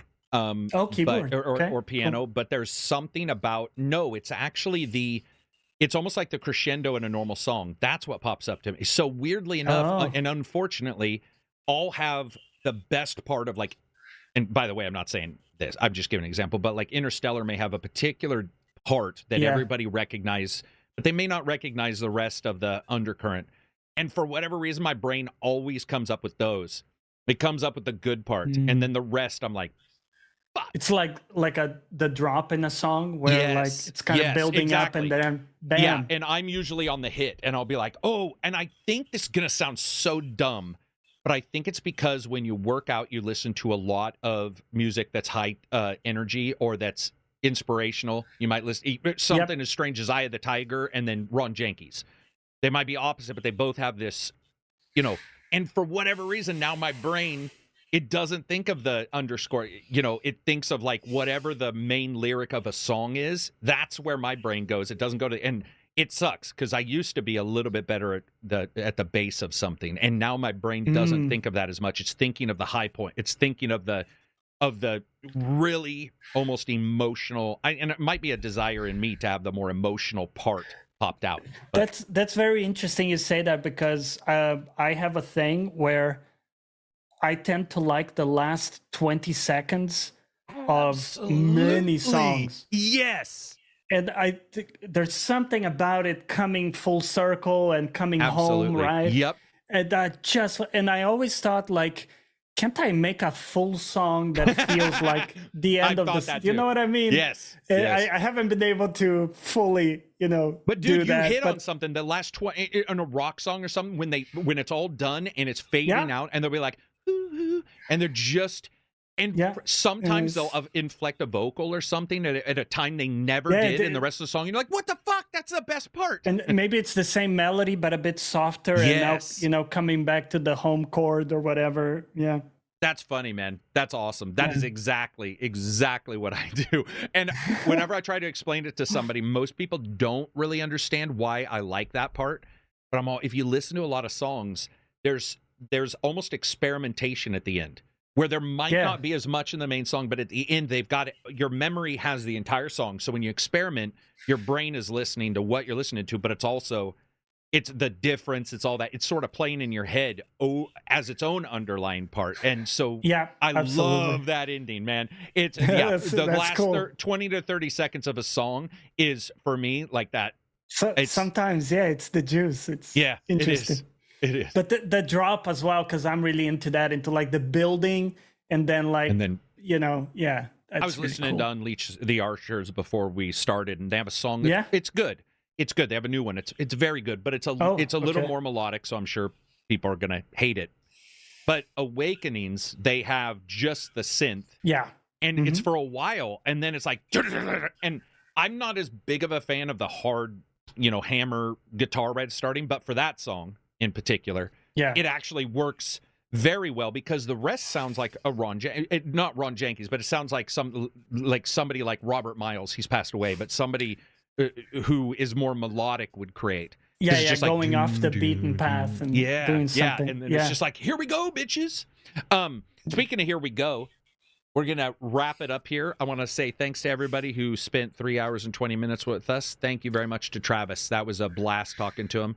We're going to have him on again for sure. We're also going to have Asa on a Friday, so he can join in with Johnny and Silver at some point in the future here. He definitely wants to come back on occasionally, so we'll for sure get him on a Wednesday. I think that's his more free day, but I want to get him on a Friday when he can engage with everybody else as normal. That's it for me. Johnny, what are you streaming on Saturday? I'm streaming Dragon's Dogma 2 Saturday. Damn. Going to be a good time. That's a game that I got to tell you, as a streamer, I'd love, because it plays itself. You don't really have to do much for that game to throw a bunch of shit, fun encounters at you, and just have. Yeah, and there's a lot to experiment with. So yeah. Last, what's your class? What vocation are you? I've been moving around. I was doing Mystic Spearhand with the Dragoon moves and stuff, and now I'm trying out Trickster, which is very weird. Trickster is so strange. Ball slap. Trickster, I would say, I don't know about you, I looked forward to it maybe the most because it was weird, but once I got hands-on with it, it might be B tier. The rest are A tier. It's a bit low for me, because it's sort of low agency a little bit. Yeah. And the things that they showed in the trailers can happen, but because there's so much chaos in that game, and because it takes a little bit to cast those spells, by the time like I want to do an illusion spell or whatever, the creature is not even there anymore, or there might. No, I agree with you. Or I'll be on the ground. It's like and I can't 90% of your gameplay is just playing with the illusion. Yeah. Rather than the epic stuff we saw in the trailer where, illusory wall, and doing something interesting. Yeah, the game's a conversation between two people, man. Like that's between you and the enemies, and it goes back and forth so quickly and moves around that I was on the ground in the valley before I could cast a fake bridge. That's I'd sort fallen of off. Yeah, like my pawn has all the big sorcery spells, and by the time he is finally casting the big meteor spell, it's like the fight is over. We're done. Like he's just back there channeling, waving his hands around for like his a puppet entire in World life. Police. Yeah. And if you're playing sorcerer and that's your gameplay, like 60% of the time you're sitting there channeling. Yeah. Whoa, yeah, right? you gotta either get us. There's some skills that help that, or items, or what have you, or get another sorcerer to help you cast. Cast more quickly. Exactly. Yeah, that's awesome. I would like to know what everybody else thinks about those games. If you are a patron, that's awesome. I appreciate it. It helps the channel, and you can jump into the Discord. If not, thank you, everybody. This is Friday for us. Friday for most of you guys, but anybody who's working on the weekend, sorry. The rest of us will have a Easter weekend, and then we'll be back again next Wednesday.